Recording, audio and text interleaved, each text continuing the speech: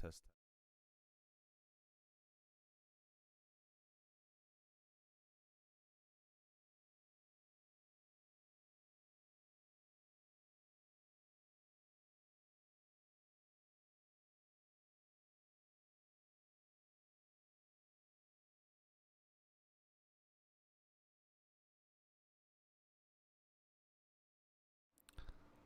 All right. Good morning, everyone. Hope you're all doing well. Back on another Sunday morning.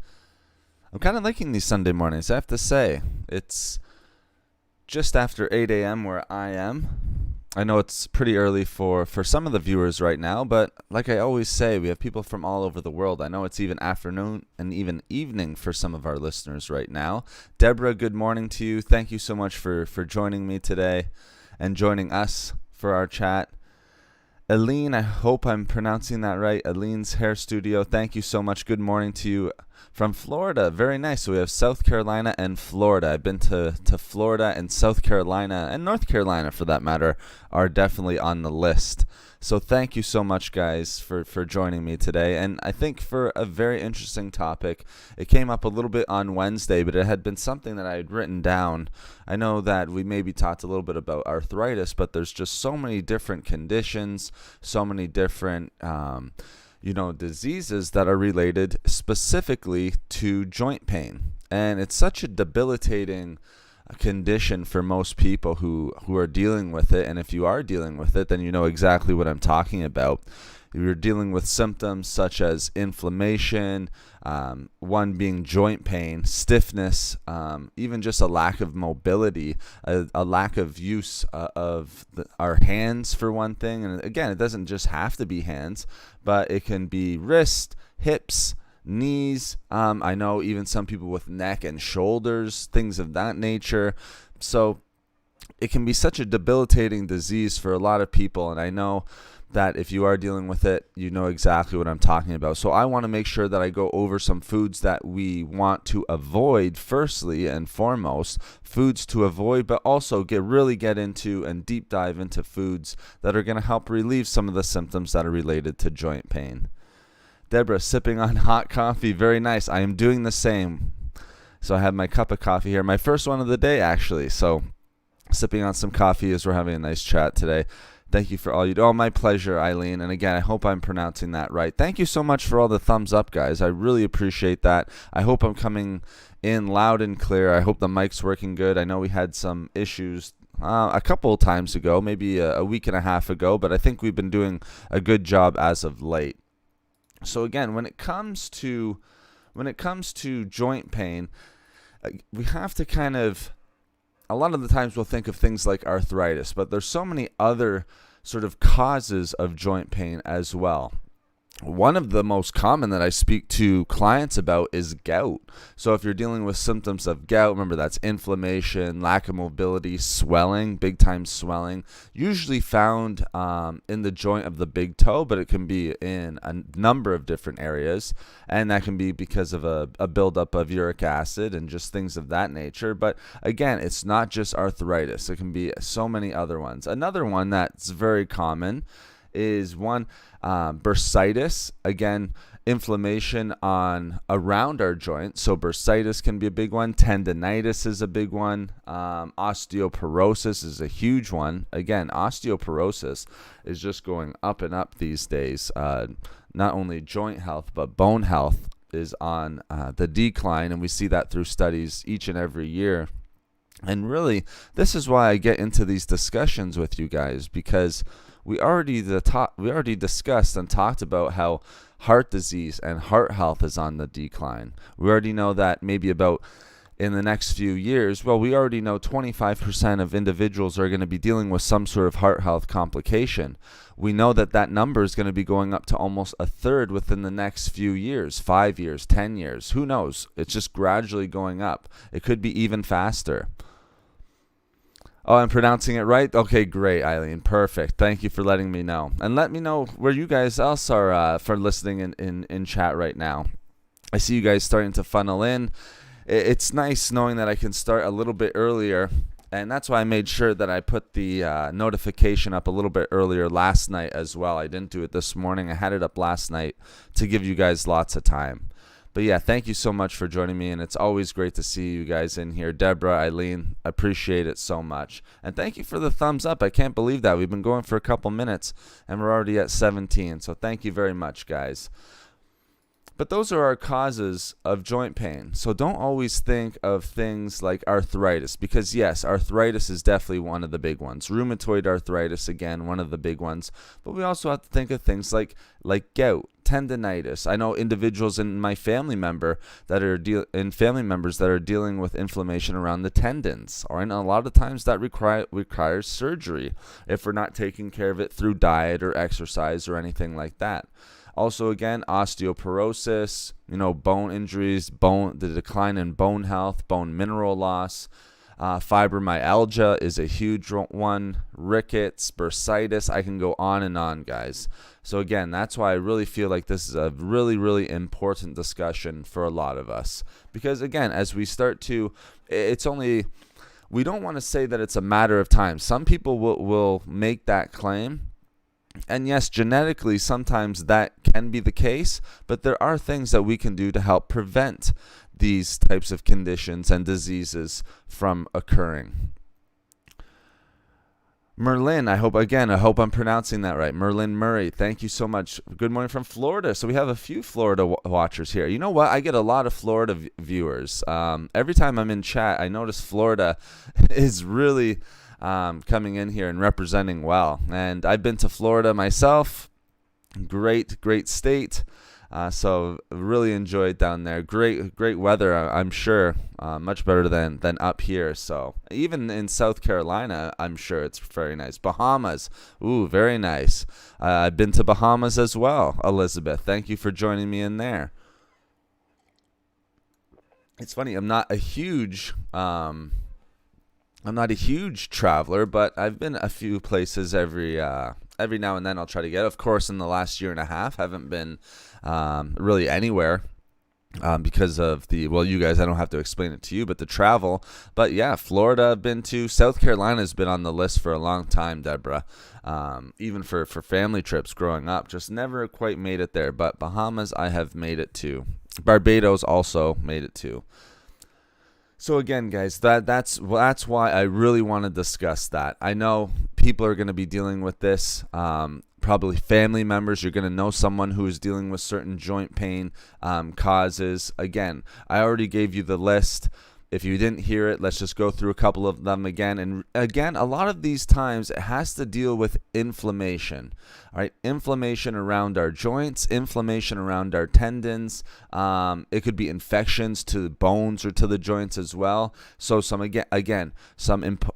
really popular ones, things that are common.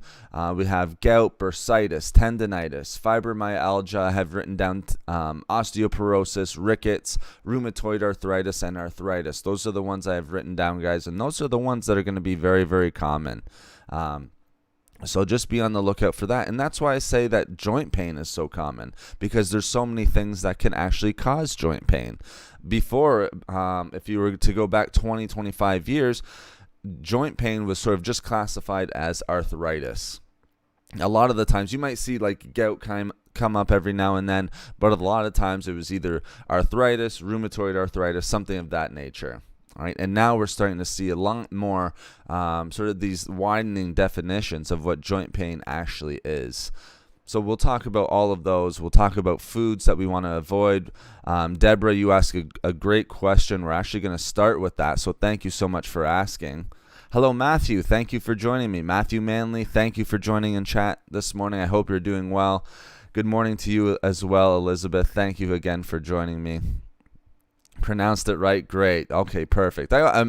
If you guys haven't known, I always it's one of my things where I like pronouncing people's names right. I do that when I work with clients. I always like to remember everyone's names, make sure that I'm pronouncing them right, because I do have online clients. So, I find that it would be very embarrassing. You have a client and you're not pronouncing the name right.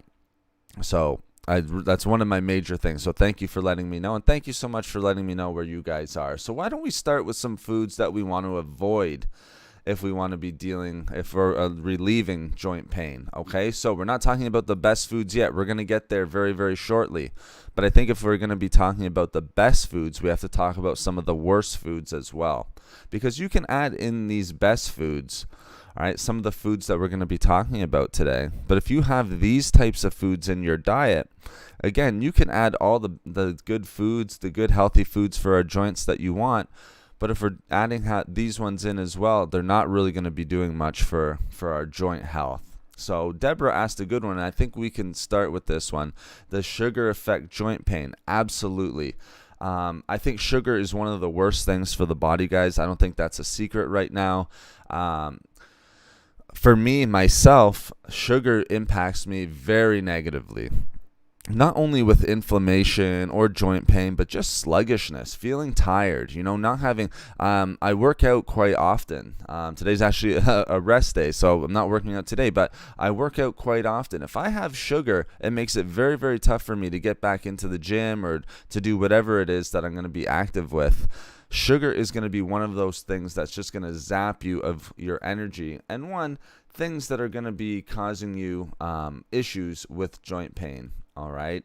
So again, if we're having sugar, a lot of the times, and this is chronic sugar use, one time's probably not going to, be the be all end all and lead to joint pain. All right. So the next day you're going to have joint pain just because you had a little bit of sugar. But over time, if you're continuing to eat sugar, all right, again, you're going to be having more and more symptoms of joint pain, joint swelling, even like red and tender joint pain. So that's one of the big ones of gout. If you've ever dealt with gout or have seen gout, it's swelling, but it's also reddish in color and very tender to the touch. All right. Joint pain also, guys, this is probably important to point out. If you're dealing with joint pain, then it's probably going to be lasting over a week. All right. Sometimes you might have joint pain where, it's just acute. Maybe you injured yourself. Maybe you were doing gardening or something like that, and you just used maybe the wrist a little bit too much or the hands a little bit too much, and you get a little pain that way. Might go away in a day or two. If it's symptoms of joint pain, usually more chronic, all right, maybe you might want to get it checked out by a doctor. If you're dealing with it up to a week, usually that's when you want to start talking to your doctor. Sometimes it's even as low as 3 days. All right, it should be relieving itself quite fast. We bounce back fairly quick. All right, and also, again, if you're not dealing with any other symptoms, say no other sicknesses or diseases, if you're having that joint pain, you can kind of narrow it down to something wrong with the joints.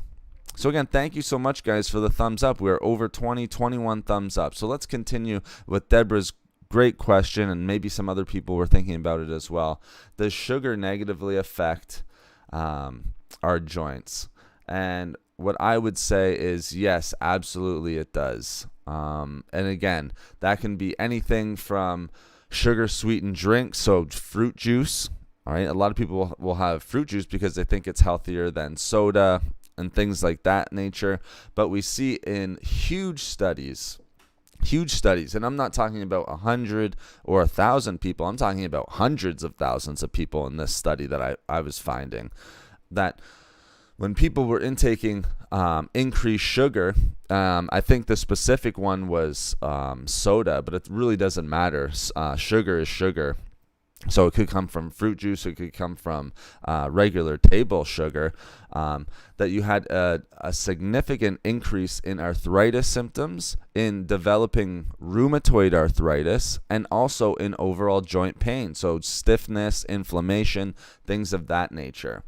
So we see that sugary drinks, sugary foods, the main thing to take away, and the main thing for you to take away, Deborah, and anyone else that's thinking about sugar, is if you're having more and more sugar in your diet, then you are significantly, so it's not a small increase in risk, it's a significant increase in risk. And a significant increase in risk, from what I've seen in most studies, it's usually anywhere from 10-15% or more of an increased risk of, and in this case, arthritis symptoms. And again, with arthritis symptoms, we're dealing directly with joint pain.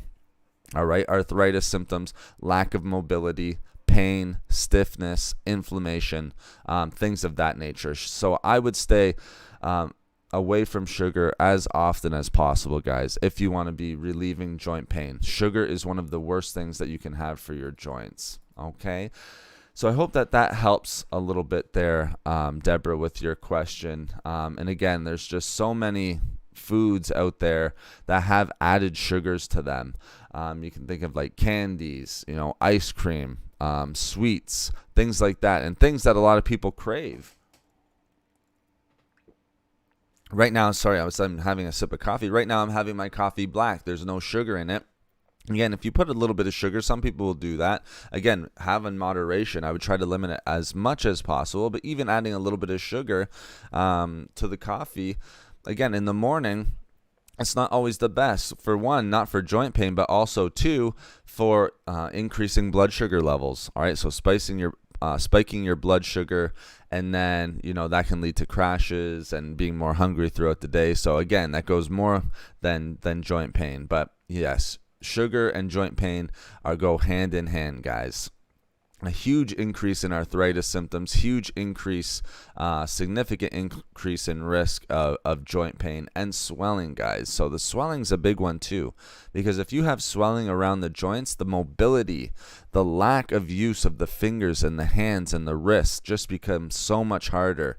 And then that's why it's so debilitating. So not only is there a decrease in pain, an increase in pain, but there's a decrease in mobility. So the ability to be able to use the hands, all right, and enjoy things that we do on a day-to-day basis decreases. So stay away from sugar as often as possible, guys. Sugar does not relieve joint pain. It creates more and more joint pain, all right, and symptoms of joint pain and, chronic diseases of joint pain. So Deborah, again, thank you for the question. I hope that helps, and I hope that helps some of the other people in chat as well.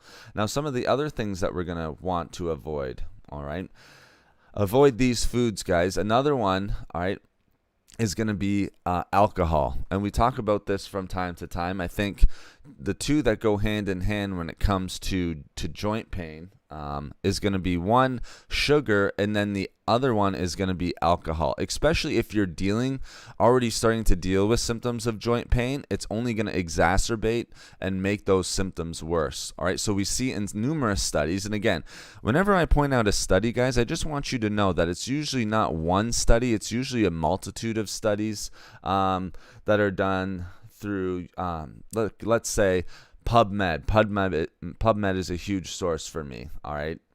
It's National Institutes of Health, things of that nature, all right? So great sources of studies and studies that are really well done. But I just want you to know, it's not like I'm handpicking these studies. These are studies that are out there and that are really big in the field. Mac, good to see you. Thank you so much for joining me again this morning. It's awesome to see familiar faces, awesome to see new ones as well. Thank you so much. I really appreciate that. All right, so let me get into alcohol. And then, Angie, you bring up an interesting question with raw honey. I'll get to that in a second, okay? So for alcohol, like I said, numerous studies that show, one, a worsening of joint pain. All right, and a worsening of, so this is why I was saying before, if you're starting to deal with joint pain symptoms, inflammation, lack of mobility, pain, things of that nature, alcohol is going to exacerbate and make those symptoms worse. It's also going to increase inflammatory arthritis. All right, so if you're dealing with those symptoms, all right, you can expect a worsening of arthritis symptoms as well because of an increase in inflammation. So for most people, what I would recommend to them, if they're dealing with joint pain, you're going to want to restrict alcohol to basically nothing or avoid it as possible. I know that's hard for some people, but again, you have to weigh the benefits versus the pros.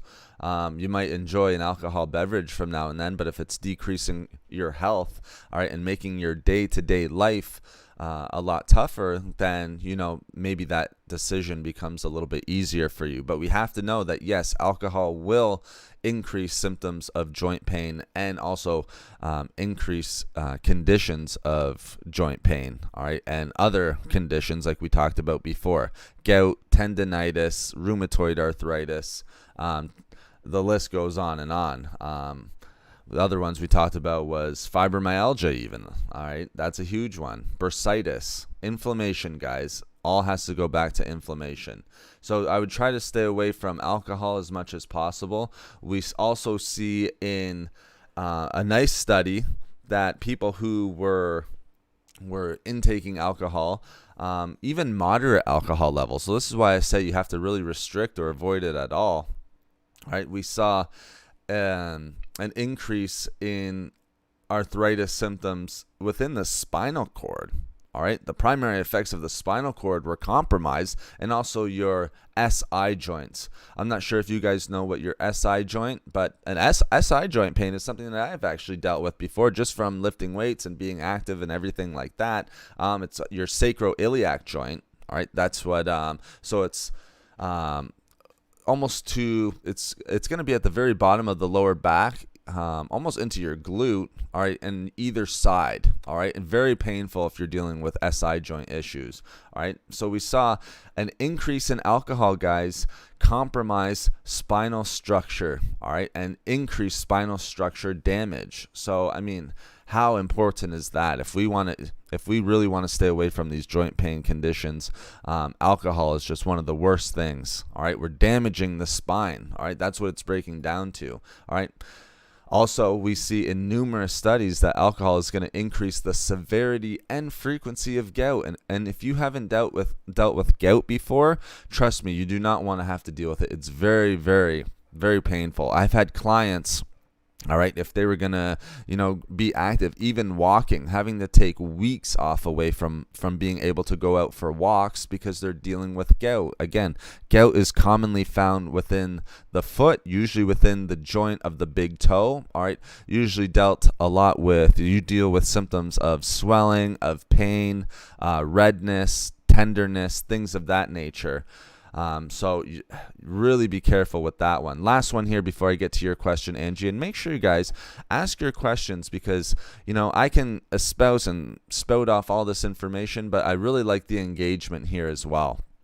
Okay, so keep asking your questions. I really do appreciate it. Last thing with alcohol, guys, tons of studies out there, maybe not a surprise to you guys, but chronic alcohol consumption, so alcohol consumed over time, all right, even at a moderate level, so moderate alcohol consumption over time can lead to an increased risk of osteoarthritis. All right, there's been numerous studies that show a significant link between the two. And if you're dealing with osteoarthritis, a lot of the times that's going to lead to joint pain. That's going to lead to a breakdown of joint mineral loss. So again, even bone fractures and things of that nature can be on the rise. Mobility is going to be hampered. You could have increased conditions and increased sort of inflammation throughout the joints as well, which just makes it very, very painful. So again, alcohol and sugar, I would try to stay away from as much as possible.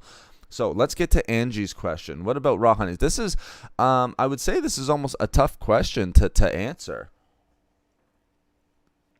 Now, for raw organic honey, would I say that that's better than sugar? In many ways, absolutely it is.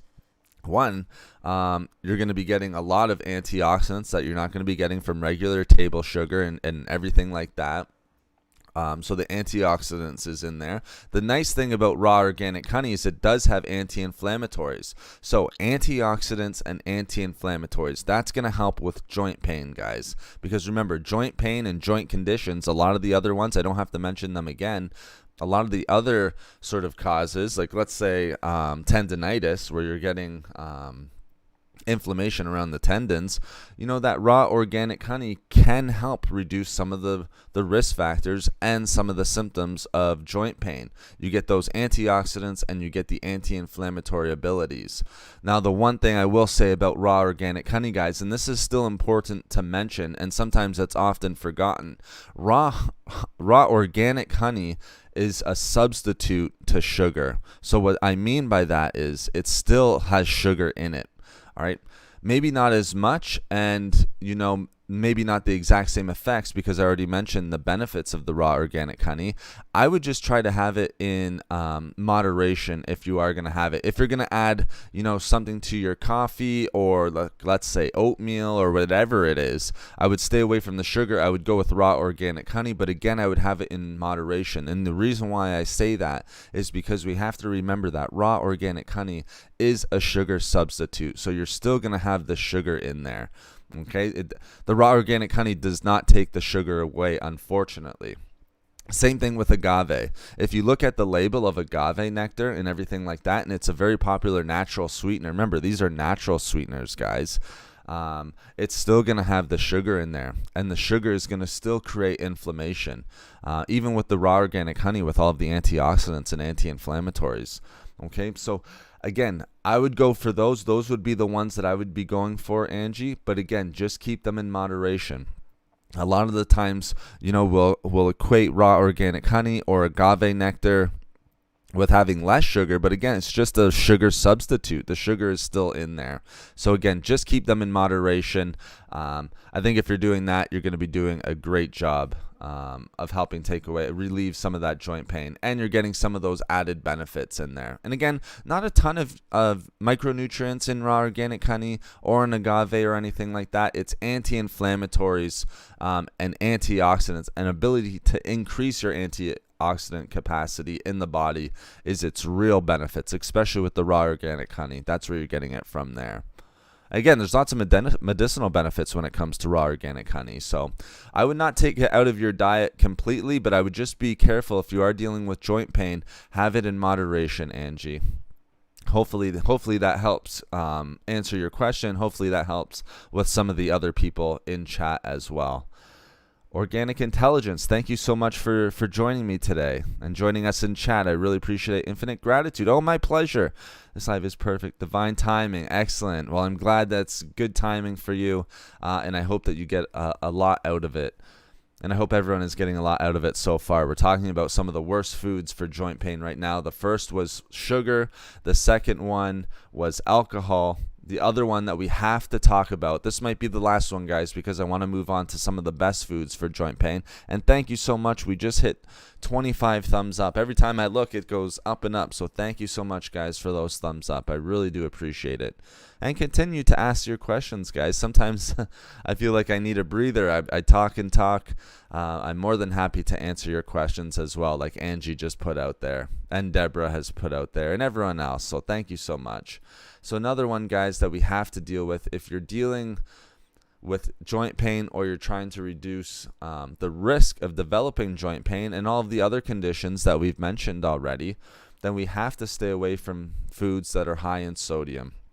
Again, it's almost like your trifecta: sugar, salt, so sodium, and alcohol. So the probably three worst things, maybe along with processed foods, so your fast foods or things of that nature. But the things with those processed foods, the things that makes them bad are the things that we're mentioning right now. Very, very high in sodium, very high in sugar.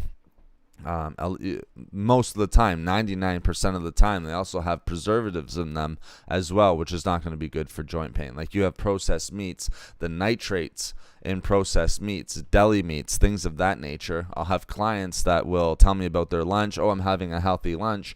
I'll have lunch meat on it. If they're dealing with joint pain, that's only going to be making the joint pain worse just because of the nitrates on there, or in there, I should say. So one of the things, if you're dealing with, and again, we don't just want to narrow it down to arthritis. Yes, arthritis creates joint pain, but joint pain can be classified by a number of different conditions, as we've already mentioned.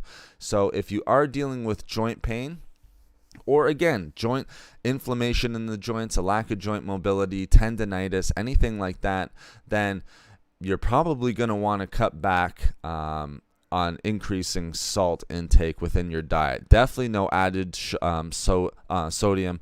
Definitely trying to stay more with the raw fruits and vegetables, the raw foods, whole foods, things that aren't canned or frozen for sure, because frozen is just packed with sodium. Trying to stay more and more with those types of foods. So what I mean by that, foods that can be high in salt, when I think of things like, again, processed meats, very, very high. The ones that are going to be pointed out with high salt foods, processed meats are up there.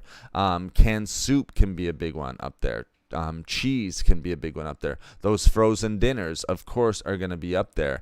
I never will talk to clients and give them an option of frozen foods. I always try to get them to eat whole foods as much as possible. Again, doesn't have to be raw, not necessarily, but if you were going to choose one, raw would probably be the way to go. So again, sodium, horrible for our joint pain, guys. We see studies, even normal, just over normal levels of sodium intake. So if we're increasing sodium, even at a slight increase, it's revealing that there's an increase in the chance of one, let's say arthritis again, or rheumatoid arthritis, the both of those, but also a huge increase in inflammation. And it's that increase in inflammation, guys, that is really going to wreak havoc on your joints and joint pain and joint stiffness and everything like that. Inflammation, like they say, it's that silent, I think they even refer to it as like the silent killer, especially with like heart disease and things of that nature, but it's also horrible for your joints and for your bones. Okay. Another thing that we should point out, numerous studies, guys. So we're not just handpicking one study. Numerous studies show that when you're taking high sodium, so we're increasing sodium, if you're having those frozen foods, canned soup, processed meats, fast food, things of that nature, research is suggesting, you're having a risk increase in things like inflammatory arthritis and even autoimmune diseases, which can increase your risk factors for developing inflammatory arthritis. And again, that just all goes back to increasing your risk of joint pain and decreasing joint health. All right. So again, sodium, again, one of the worst things that you can have. Another thing that we need to point out, these studies are not just hundreds of people, guys, or one study. Literally, I saw one study, again, tens of thousands of people in one study that were having high sodium, all right, increased risk of arthritis, inflammation, and rheumatoid arthritis. So the information is out there, guys. Now let me just make sure I'm catching up on chat. I feel like I've missed a bit. Ooh, I have a sports injury, pinched nerve in the neck. Very painful, Angie. I know for sure. I dealt with a client who actually had a sore neck this week. We actually had to smash the muscle. Smashing the muscle is just called rolling out. You can't do that usually with a foam roller. You have to use like a lacrosse ball and things like that. If it's a pinched nerve and it's not muscle, it makes it even tougher because it's very hard to roll out a pinched nerve. So I would definitely speak to your medical practitioner, because you might need to see a physio for that, especially with a pinched nerve. If it's muscle related, yes, I can deal with that. Usually, again, I would always recommend that they talk to their medical practitioner, but I've definitely dealt with people who've had sore necks and things of that nature, sore lower backs. Like I said, a sore neck, you're going to be having trouble with any mobility, especially with a pinched nerve. I'm sure I don't have to tell you about that, but turning left or right, looking up and down, even sleeping is going to be very, very difficult for you. So hopefully you're feeling okay. Hopefully you can get that figured out, but I would speak with your medical practitioner. Yes, sodium is a huge problem. Thank you, Organic Intelligence, for the nice comments there. Thank you very much. Yeah, sodium is a huge problem when it comes to joints, guys, and it's underrated too. A lot of people will think of sodium with like high blood pressure, a decrease in heart health, but again, we have to think about it in a decrease in bone health and a decrease in joint health as well. Yes, different joint issues. Absolutely. I think that's one of the big things that I want to point out for you today, guys. I've listed them a bunch, so maybe if you missed some, go back to the beginning, but just really quickly off the top of my head: gout, bursitis, tendonitis, rheumatoid arthritis, osteoporosis, rickets, it goes on and on. You could even throw lupus and stuff in there. Different infections of the bones and joints, inflammation. It all goes hand in hand. Organic Intelligence with a interesting comment. Do I eat meat?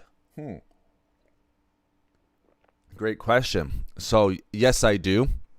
I do eat meat, not very regularly. A lot of times I'll have fish.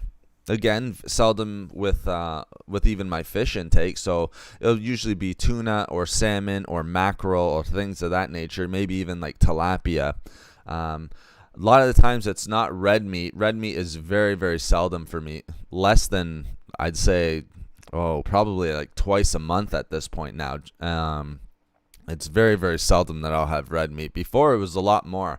In my younger days, I would have red meat a lot more often. But at this point in my life, not a ton of red meat. If I do eat meat, it'll be like chicken, really lean cuts of chicken, turkey, things of that nature. But I do not eat a lot of red meat. No. But I do eat meat. Yeah, reading labels, guys, that's another big thing. Angie brings up a good point as well. You have to read the labels, and I know what Organic Intelligence is saying, where you don't have to put all the ingredients. But for the one thing, when you are reading labels, you can do a good job of deciphering with how much sodium and how much sugar is actually in those products. We already know if you're eating frozen foods, guys, you're probably gonna have an increase in sugar level, in sugar, and also majorly in sodium. Now, I'm not talking about frozen blueberries or frozen fruits or anything like that. I'm talking about those like frozen dinners, things of that nature. Frozen meats, I know you can even get a little bit more preservatives and sodium in those. Those are the types of foods I'm talking about, not our frozen fruits.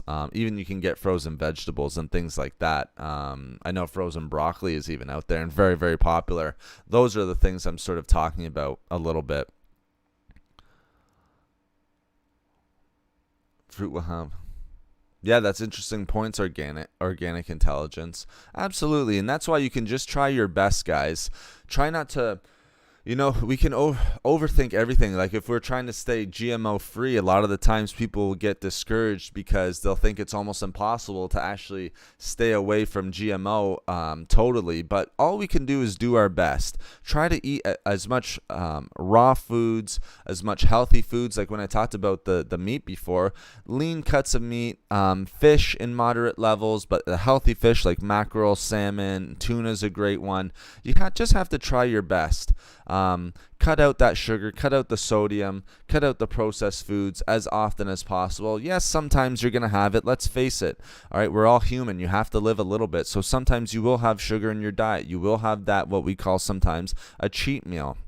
But if we're having a diet of 90% healthy, maybe 10%, a little bit of those other things, we're going to do a good job of going and increasing our joint health. Yes, I've come a long way. I'm way better. I'm a young veteran widow. Oh, okay. I'm sorry to hear that, Angie, but I am very happy to hear that you've come a long way with your neck. And wow, yeah, I'm sure you've been through a lot. Yes, like you just said, you put a lot of work in. I'm sure you've been through a lot with that. So congratulations to you, and keep going. And it should only get better from there. And it helped with the health professionals. Good for you. That's what you're going to want to do. Stick with the health professionals when it comes to that, especially with any pain. The more pain we have, guys, that's what we're trying to do here. That's why I'm talking about joint pain as well. If we're dealing with pain, all right, that does not make life very fun, does it? Again, it can be joint pain in the hands, wrists. If you're dealing with pain in your hands and your wrists, and fingers, and even like we mentioned before, even in your neck, all right, again, that's not going to make life fun. I've had clients come in with stiff necks, not even stiff, but just sore necks, not being able to get comfortable, and fortunately we've been able to work it out. But man, they're almost desperate for looking for something to fix it. All right, maybe I'll throw one more in here, guys, for foods that we're going to want to stay away from. This one's more of a niche. Again, We already mentioned the red meats. The reason why I stay away from red meat, again, it doesn't always sit well with me, just with the with being able to process red meat, and it's also been linked to more inflammation in the body, an increase in joint pain symptoms, so arthritis, inflammation, things of that nature. Again, studies showing that high levels of red meat and processed foods, processed meats, I should say, an increase in inflammatory markers. One of them being, I think, homocysteine. That's usually the one I tend to remember because the other ones have like 4 words in them plus a bunch of numbers, so they're very tough for me to remember off the top of my head. But homocysteine is one of the ones that's easier for me to remember. So red meats would be one of the ones I would try to stay away from as much as possible. We see an increased risk of rheumatoid arthritis and inflammation within the joints. So try to stay away from that red meat as much as possible. And again, you can have fish, you can have eggs. So it's other protein sources is what I'm mentioning right now. Eggs are a great one. Eggs are a superfood, guys. Fish, salmon. Salmon's often considered to be a superfood. So you can add all of those in there. An off day, it's okay. Yes, keep it simple. And yeah, an off day, guys. An off day or an off meal. That's something that I want you guys to be okay with, because a lot of people will feel guilty for having a cheat meal. I call it a cheat meal, and it's often referred to as a cheat meal because it goes off your diet. And remember, diet is not you just trying to lose weight. It's just referring to the types of foods that you eat on a day-to-day basis. All right. But maybe they'll have a hamburger and poutine. I don't know if you guys know what poutine is, but it's actually a popular food in Canada, where it's like fries, it has gravy, it has cheese on it, things like that. So, that might be a cheat. I bring that up because I have some clients that are having that this weekend. So you can do that because those clients are consistently losing weight. That's their goal. Their goal is weight loss. They're consistently losing weight, 1.5 pounds, a pound, 2 pounds. It all adds up, guys. I always suggest 2 pounds. 2 pounds of weight loss is healthy weight loss. But, if you're doing a good job, if you're working out, not missing workouts, you're eating that 90% healthy, enjoy a meal like that. Go out, enjoy a meal, spend time with the family, spend time with friends.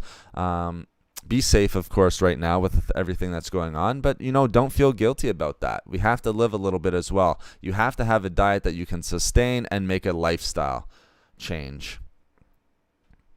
Has helped me so much with good potent herbs. Absolutely. Herbs might be another topic that we might be doing, that we might be going into maybe very, very soon. Yeah, Angie, definitely. I'd say maybe with foods that you might, nightshade foods, usually if you're dealing with arthritis, they'll say to stay away from night foods. And again, have some protein in there. There's nothing wrong with protein, guys. Just make sure that you're staying away from red meat as often as possible. And again, there's so many other protein sources, especially with beans. So meat alternatives when it comes to proteins, like beans, lentils, everything's like that. Michelle, happy Sunday to you. Thank you so much for joining us today. It's great to see you in chat, and thanks so much for the interaction today, guys. Eileen, beans, there you go. Exactly. Protein substitute. Thank you so much. I missed that, and thank you for pointing that out. Now let's talk about some of the foods that we're going to want to add, guys, to relieve joint pain. So we know some of the ones that we're going to want to stay away from. All right, sugar, sodium, processed foods, red meat. Again, some of the other ones, if you're gluten sensitive, staying away from gluten proteins, maybe like wheat, barley, things, triticol. Sometimes I have trouble saying that. Triticol, I think it's pronounced. I have it written down here. Sort of like a rye-based, rye-based grain. Again, those are just linked with inflammation. So if you want to lower that, you can. A lot of times people will think that they have gluten intolerance, but again, that just sort of came up. It was very, very popular a couple years ago, but when we actually look at the research and the studies, there's not too many people out there that actually have a gluten sensitivity. So just be on the lookout for that. You can decrease that, or dairy as well. GM.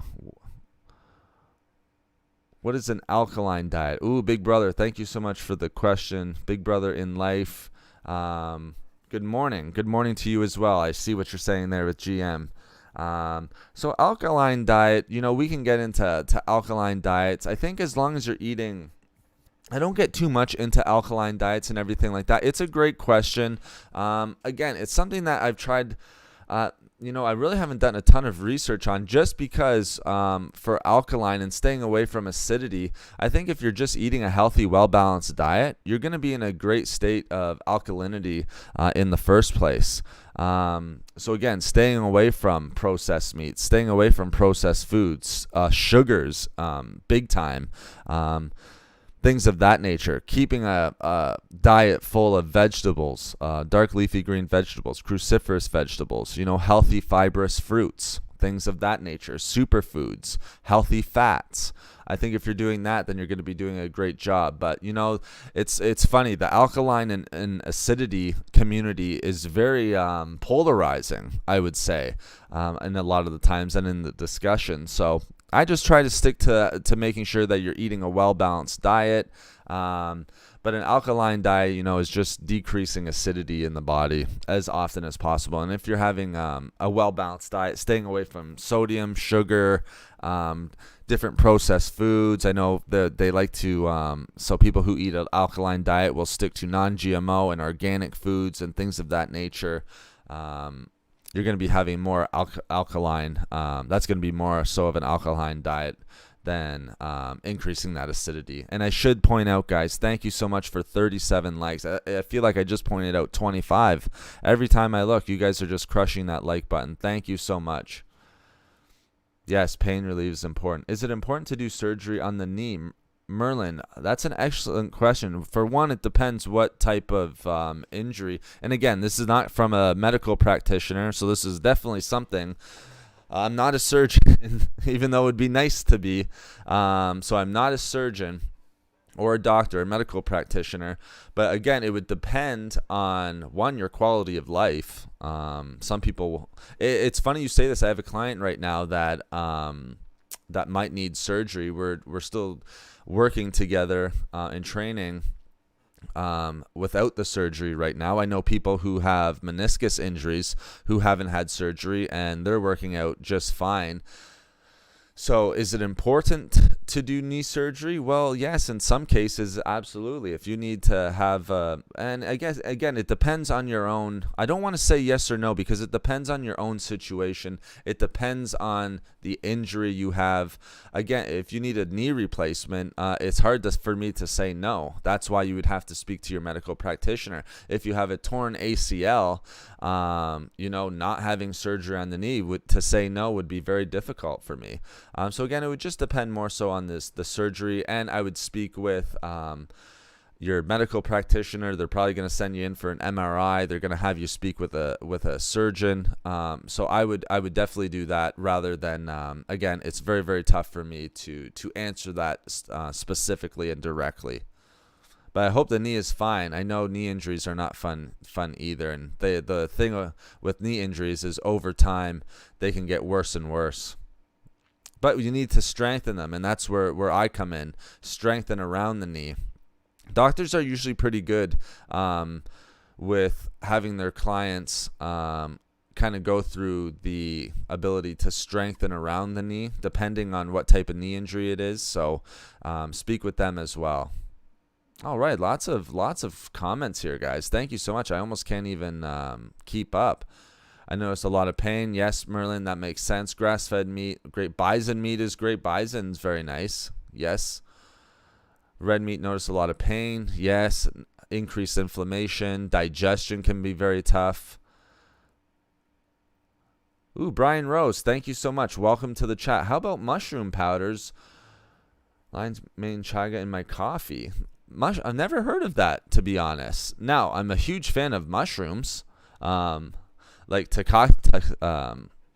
different type of like healthy mushrooms. I know there's a bunch of different mushrooms out there. We're talking about the vegetable mushrooms, healthy mushrooms. I've never even really heard too much about or read too much about mushroom powders, and especially in your coffee. again, look at the ingredients. I almost feel like searching it right now. Mushroom powders. Again, never heard of that.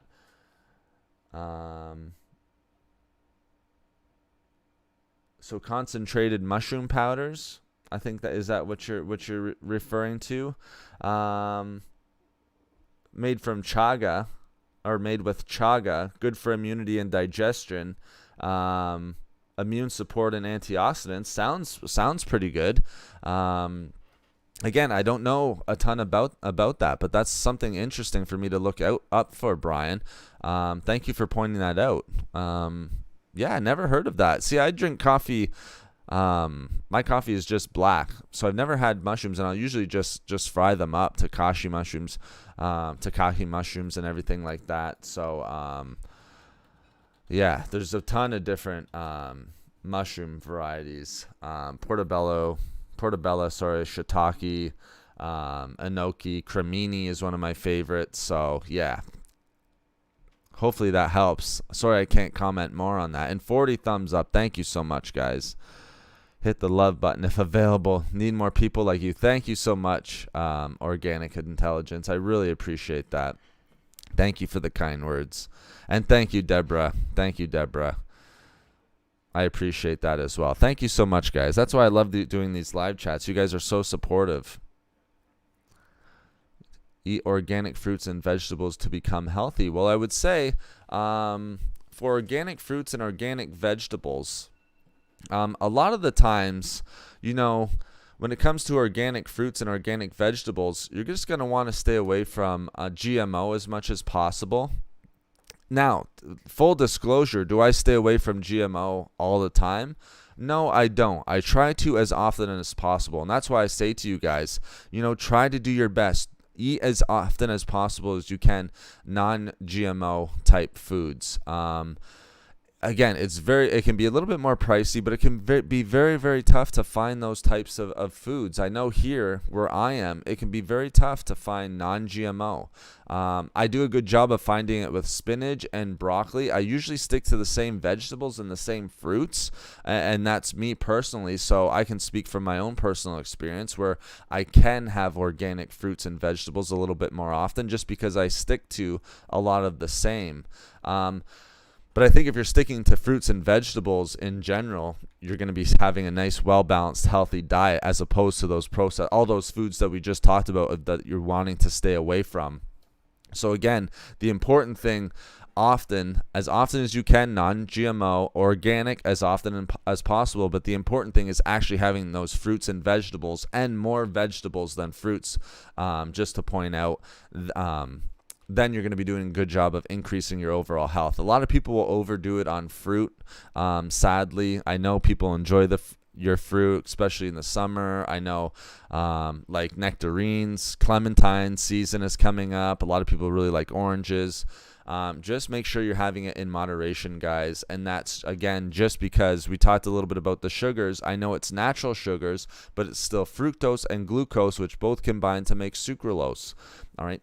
So just be careful. Have more of the fibrous type fruits. I think if you're going to go with fruits, you cannot go wrong with any types of berries, guys. Blueberries and raspberries are my favorites, but there's also blackberries, very underrated. Strawberries, again, very underrated. And then I would go with apples, pears. All of those are fine. Okay, but yes, have your fruits and have your vegetables. All right, if you're doing that, then you're eating a healthy diet. Hopefully that helps increase our answers your question there, big brother. Okay, so are you guys ready for some of the foods that we want to add to the diet to relieve joint pain? You guys have been very, very patient with me getting to these. I love the questions. Thank you so much. We are getting into these now, but I think the discussion is very important. If we want to relieve joint pain, there has to be foods that we avoid. We cannot have these foods, the foods that we just mentioned, and still add in these important joint pain relieving foods.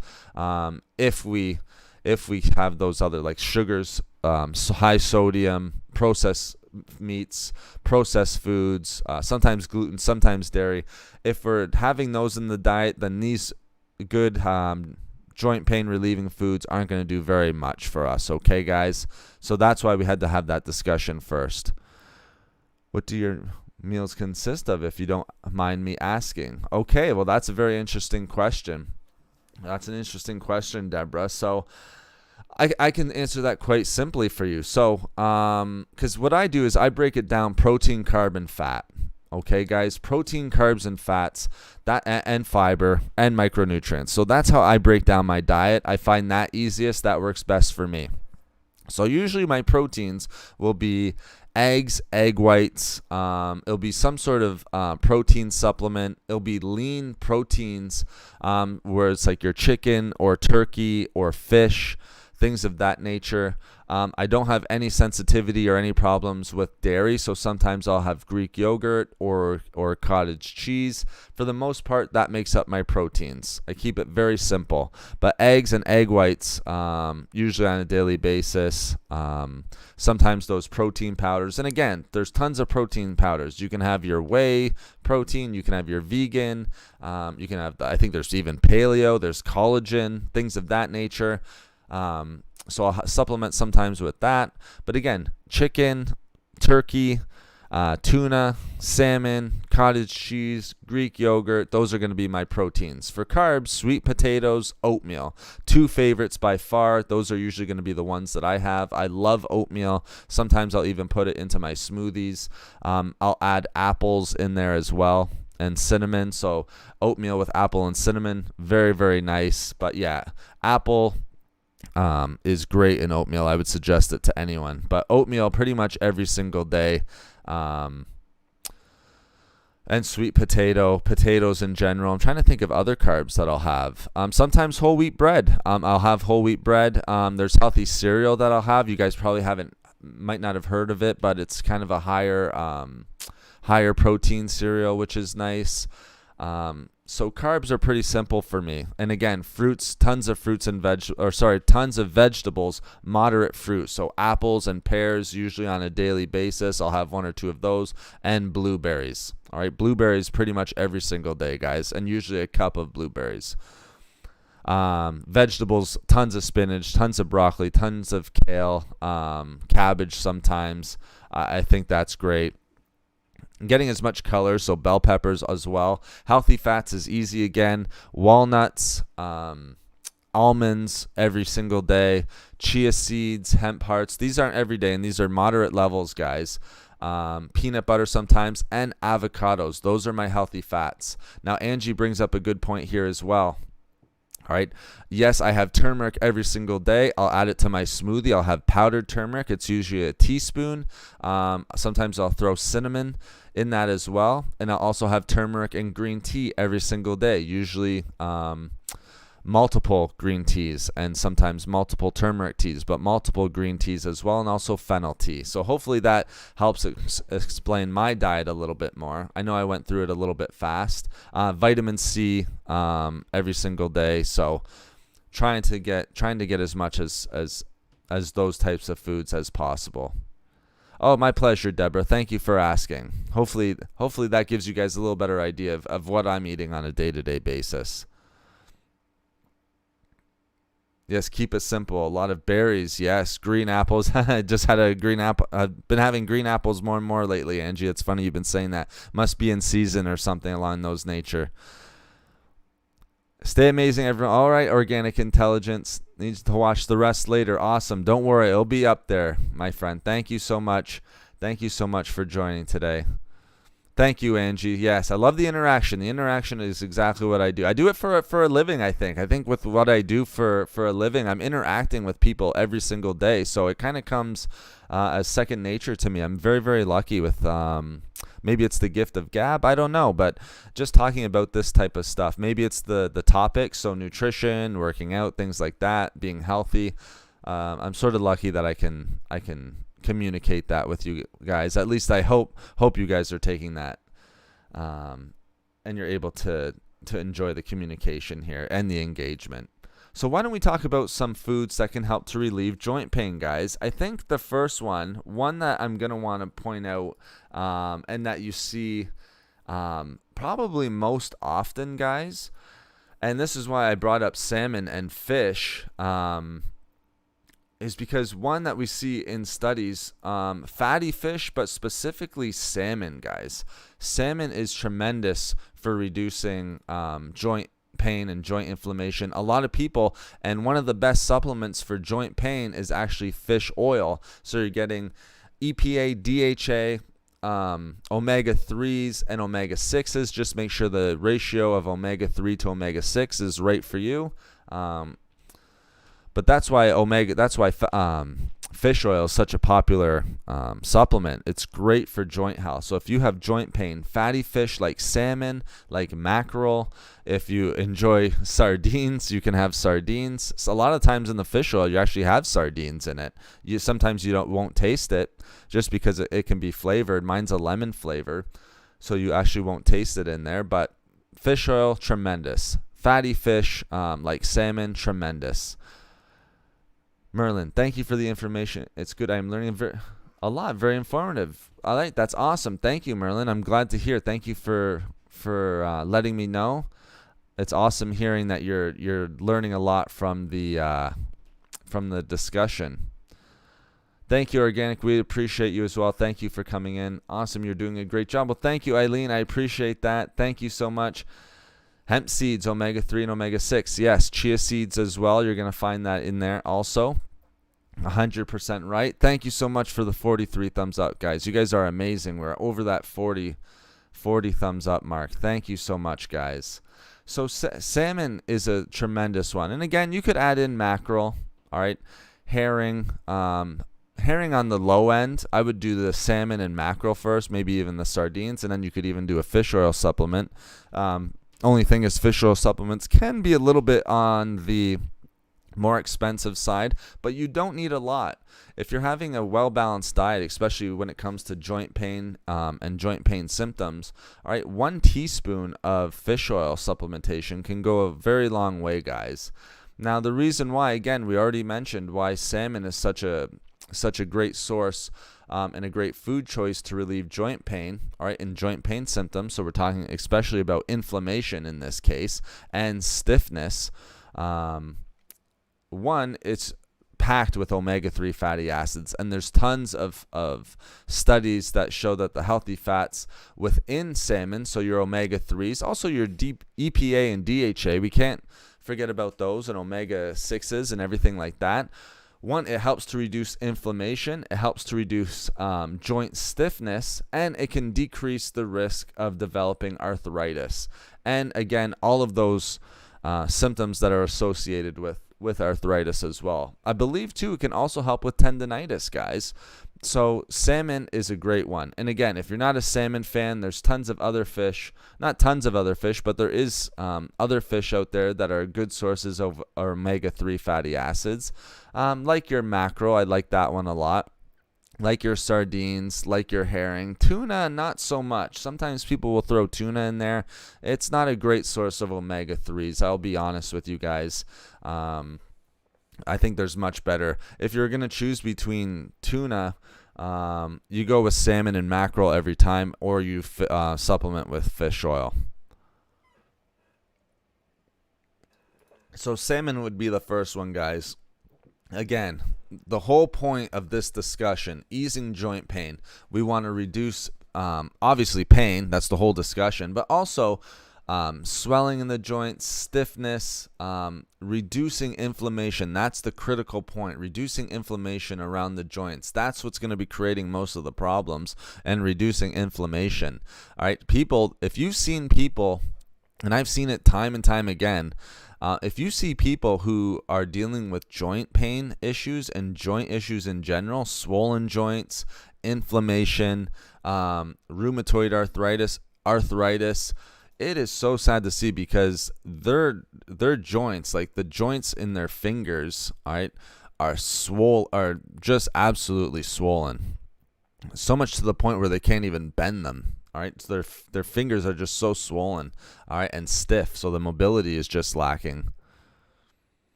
So salmon would be the first one, guys.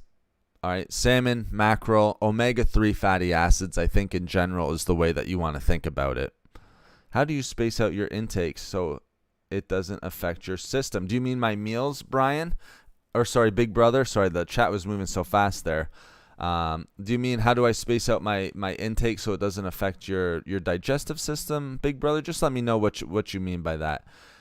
Angie, you are very personal too. Oh, thank you, Angie. I appreciate that. Again, I think that just comes with the line of work.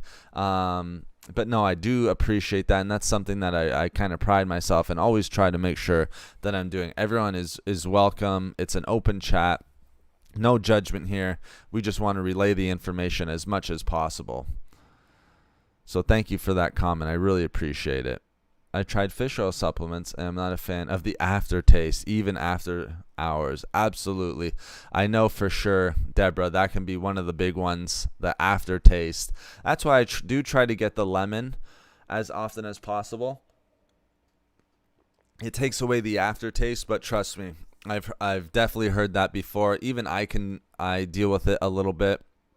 I think maybe some ways that you can try to get over that a little bit is over time you might become a little bit more it might ease up a little bit, or maybe eat something after. Sometimes people will have, what they'll do is, I've heard before, is people will have like their fish oil supplementation and then an apple or something like that after, where they're getting fiber and maybe something a little bit sweeter after. Even having a smoothie, putting it into a smoothie is a great way of doing it. So then you could have like a banana, avocado, blueberries, healthy fats, maybe some sort of protein source, so protein powder. That can maybe block out that taste, especially the aftertaste. It's the hours later, if you're dealing with that, that's the hard part, getting rid of that. So I've definitely, and again, Deborah, it doesn't matter, right? It doesn't matter if you're doing it with the oils or you're doing it with the pills.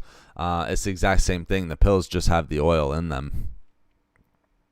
Great information. How do you determine ratio of DPA and EPA that's the best for you? That's a great question. All right. Well, one, I think if you're getting a good source of I think if you're getting a good source of a fish oil supplement, then you're gonna have a nice ratio. All right.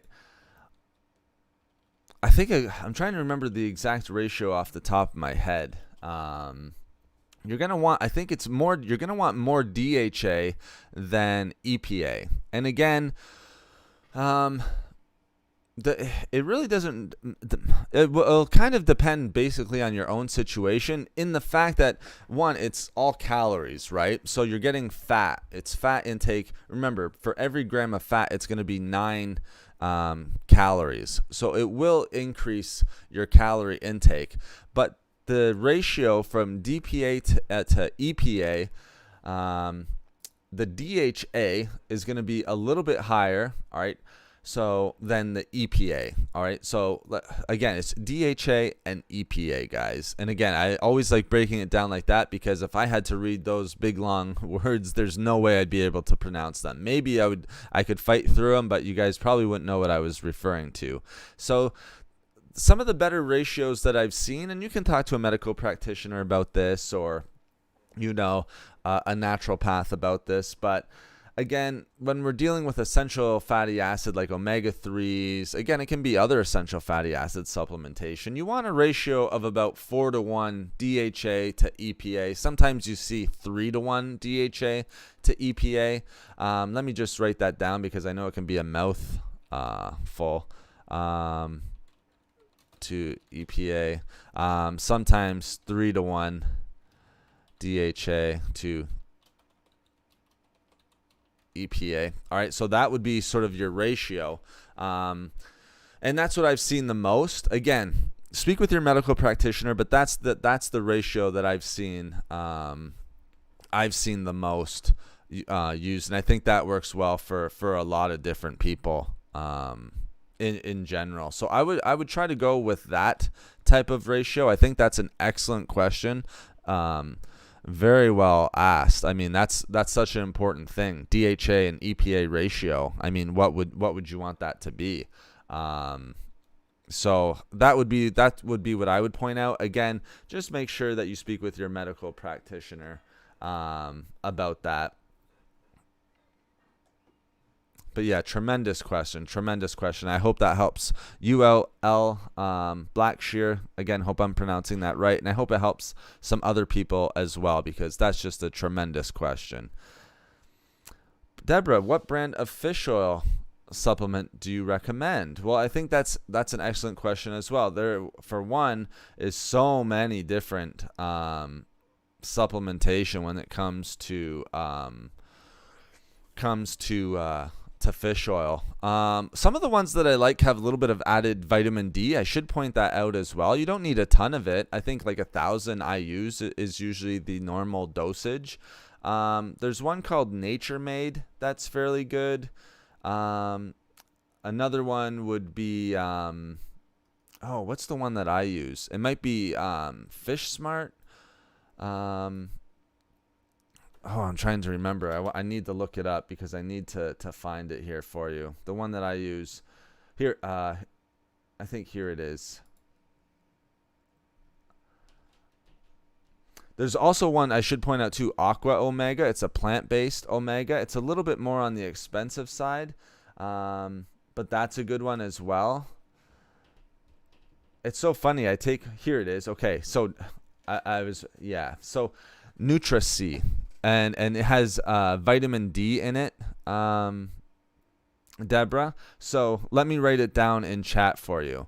So Nutri-C is the one that I used. I find that it doesn't quite give that aftertaste that I know you refer to, and a lot of other people refer to as well. That's the brand that I use, and it's a lemon flavored. You can look that up. It has a little bit of vitamin D in it as well. And again, I'm very happy with that. You can get also apple flavored, I'm fairly certain.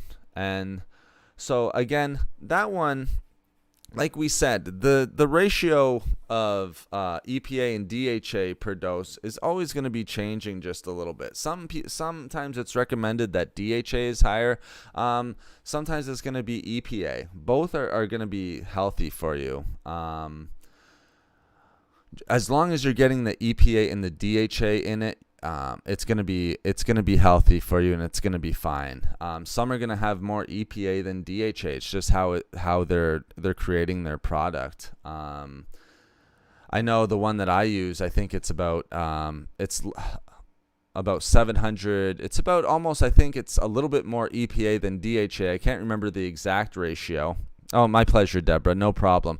I can't remember the exact ratio, but it will have a little bit more EPA than DHA in it. And again, that's fine as long as they're in and about the same and you're not way overboard. As long as you're not getting something that's like 100% EPA and no DHA, or like 90% EPA and DHA, or vice versa. As long as you're sticking to those qualities, then you're going to be doing well. All right. Sometimes it can be this. All right. I think this is the one that I use to DHA. All right. It's more so the total amount that you want to be focusing on. So I think the one that I use is going to be something similar to this, guys. Maybe I think 500 DHA. So again, those are often the ones that are going to be the most important. And again, just make sure that you're getting both EPA and DHA in it as well. And the one that I just suggested to Deborah also has vitamin D. I believe it's 1,000 IUs of vitamin D. Again, that's more than enough. You're getting the best of both worlds there. So fatty fish is a great one, guys. Now, another one that you're going to want to add to your diet for relieving joint pain. All right, so we have fatty fish. All right, fatty fish is tremendous. I would start there. Salmon, mackerel, sardines, fish oil supplementation. The next one that I would go with is garlic. Garlic is going to be another good one for you guys, okay? Garlic is tremendous when it comes to reducing inflammation. And the reason why is we see in numerous studies, it just has those medicinal compound benefits. All right, so one, all right, sulfur compounds and allicin. So very strong antioxidant capacity in those. Potent antioxidants and potent anti-inflammatories. All right. So garlic is another nice one. Tremendous anti-inflammatories. We've seen in studies how it can help decrease symptoms of arthritis, which again, we can go back to discussing decreasing symptoms of inflammation and decreasing symptoms of joint pain, swelling, stiffness, and everything of that nature. And good morning to you, Tammy. Thank you for joining us today. It's great to see you in chat, nice and early. Thank you so much. Great to see some familiar faces in here and new faces too. And thank you so much for the questions, guys. Really do appreciate it. Now let's also talk about some really, really important ones for reducing joint pain. I think one of the best ones, guys, and very, very popular right now, all right, and it's been mentioned a little bit here in passing, but another food, all right, and it's a spice that you're going to want to add to your diet if you're trying to relieve joint pain, is going to be turmeric. And you can have it as a root, you can have it as tea. All right, I would go with a root or powder, to be honest. You can add it to your smoothies. You can add it to a number of different recipes, but turmeric is going to be one of your best ones. Tremendous anti-inflammatory abilities and tremendous antioxidants. The main ability, or the main compound, we should say, that's going to help relieve joint pain when it comes to turmeric, guys, is that bioactive compound curcumin.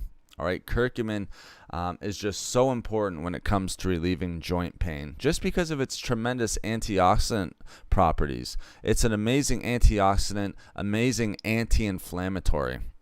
And it all happens at the molecular level, so even better. It's also healthy for bone health. All right, so curcumin and turmeric both hand in hand. If you're going to have the turmeric, guys, I would suggest having it with black pepper as well. The reason for that is if you want to relieve joint pain and decrease symptoms of joint pain, so inflammation, joint stiffness, again, the pain, they both go hand in hand. That black pepper is going to help with the absorption of curcumin, so you're getting more and more of that curcumin, which in turn is creating more and more benefits for relieving joint pain. So I would combine the two of those together. Again, do you need a ton of each ingredient? Absolutely not. Like a teaspoon of turmeric can go a long way. 1/8 of a teaspoon of black pepper is more than enough. You just need maybe even a pinch of black pepper, and you're going to be doing a great job of getting that curcumin in. So turmeric is a great one, guys. I would go with turmeric. And again, what we see in studies, one, not only is turmeric and curcumin going to help reduce inflammation, help reduce joint pain, and also help reduce joint stiffness and increase mobility, but it's also going to have protective effects for the joints. So if you are at risk, or you're starting to notice maybe a little bit more joint pain here and there, or some swelling within the joints, it's going to provide you protective properties when it comes to joint pain as well, which is tremendous. If we can prevent, all right, we want to be doing as much as possible, and that's where turmeric comes in. And again, add just a little bit of black pepper to the turmeric, just so that you can absorb more and more of that curcumin, because that's the main bioactive compound that's going to give you the best ability to relieve joint pain and all of the symptoms that come with it. Great for tendonitis too, guys. I mean, turmeric is right up there with any other superfood, and it's becoming especially popular. I think it's becoming one of the most used supplements out there right now, and that's really only happened in the last 3 to 5 years, where turmeric has really just exploded. I know things like turmeric milk or turmeric lattes are even out there now, guys. I mean, how amazing is that? I'll usually just add it to my smoothies, and again, 1 teaspoon goes a long way. I always will sort of get comments in my videos that I'm sort of recommending a tablespoon or 2 tablespoons of turmeric, but a teaspoon every single day, if you're having it more often than not, is going to go a long way in providing joint pain relief for you guys. Okay, so turmeric is a great one. If I was going to give another spice, maybe cumin is a great one. I think that one's fairly well for joint pain also, but you can't beat turmeric just because of that bioactive curcumin. And thank you so much, guys, for keeping the comments rolling. Ask your questions, guys. I know people are rolling into the chat. Thank you so much for all your support. I see 44 thumbs up there, guys. Sometimes I'm not even sure how many thumbs up are there, just because it doesn't always add up right off the bat for me. So sometimes I'll end the stream and it'll be 10 higher than what I thought. So thank you so much, guys, for thumbing up the chat. I really do appreciate it. Okay, so turmeric is a great one, guys. You cannot go wrong with turmeric. And again, you do not need a ton of turmeric to get those joint pain relieving benefits. Now, another great one, guys, and often overrated, and I go a little bit in moderation on this as well. All right, a nice one is going to be, we'll talk about this one quick, is also going to be olive oil. All right, so in the same effect, all right, very, very similar to how fish oil is beneficial for the joints. Olive oil is also going to be beneficial for the joints. All right, now, does it have as many, like for omega-3s? Is it going to provide you the micronutrients and things of that nature?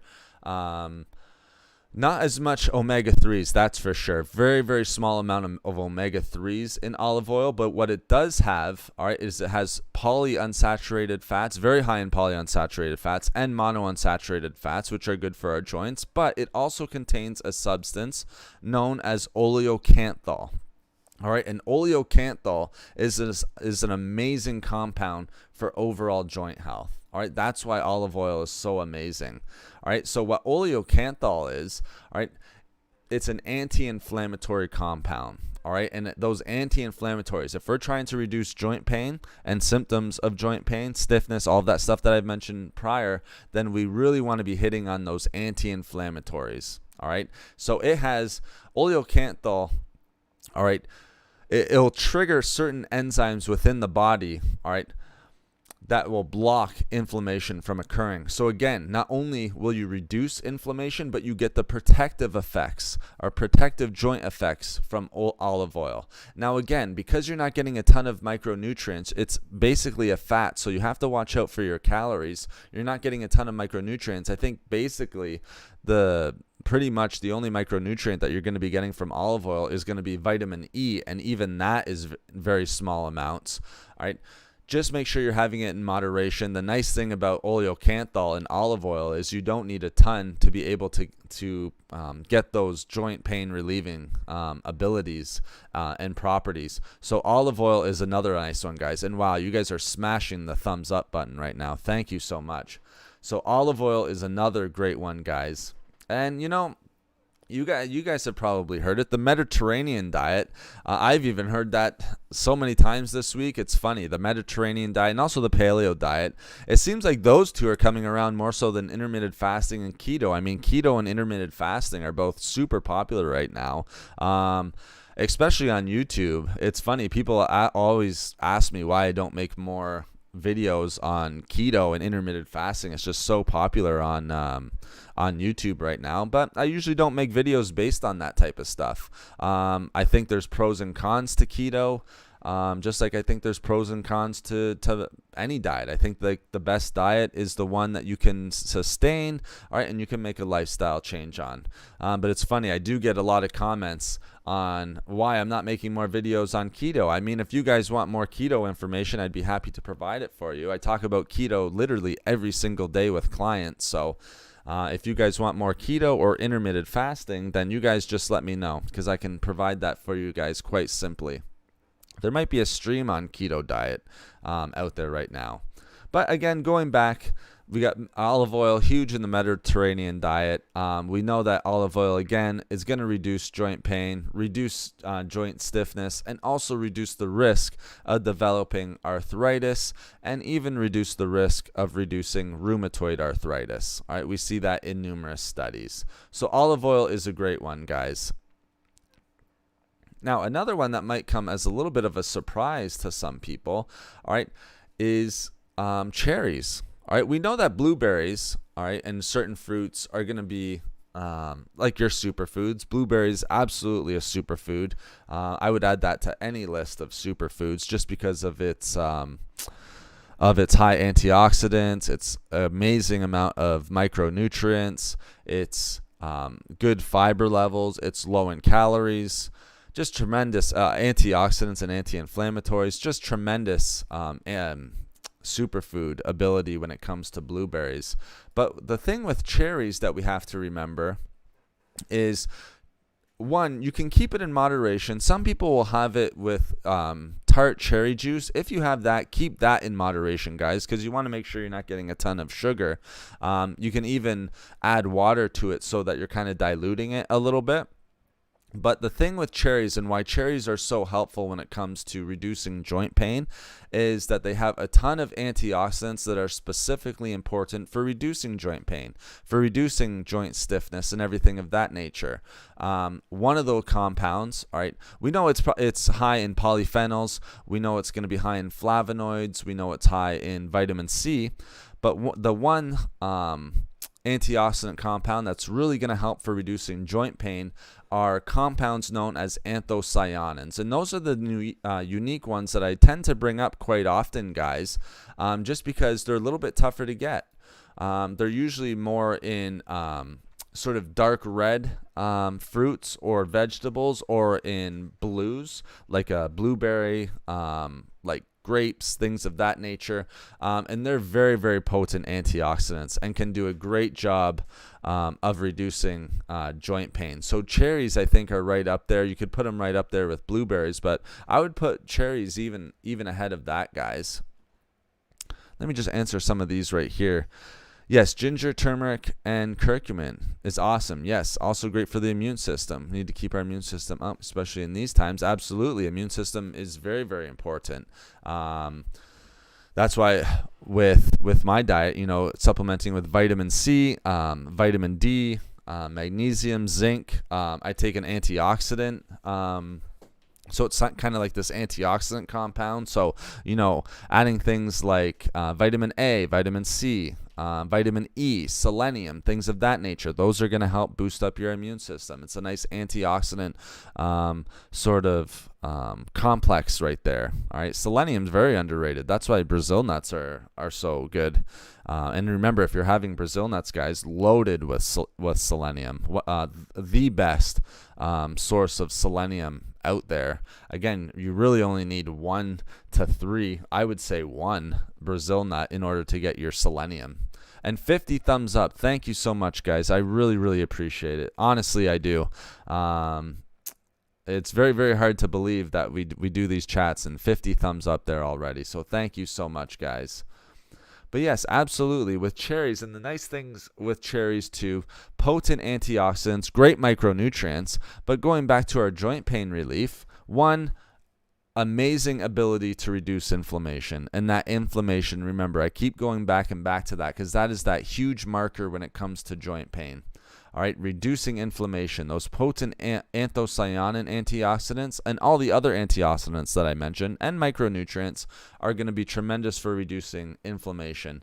We also see research coming from consuming cherries and to some extent tart cherry juice, but again, I would go with cherries.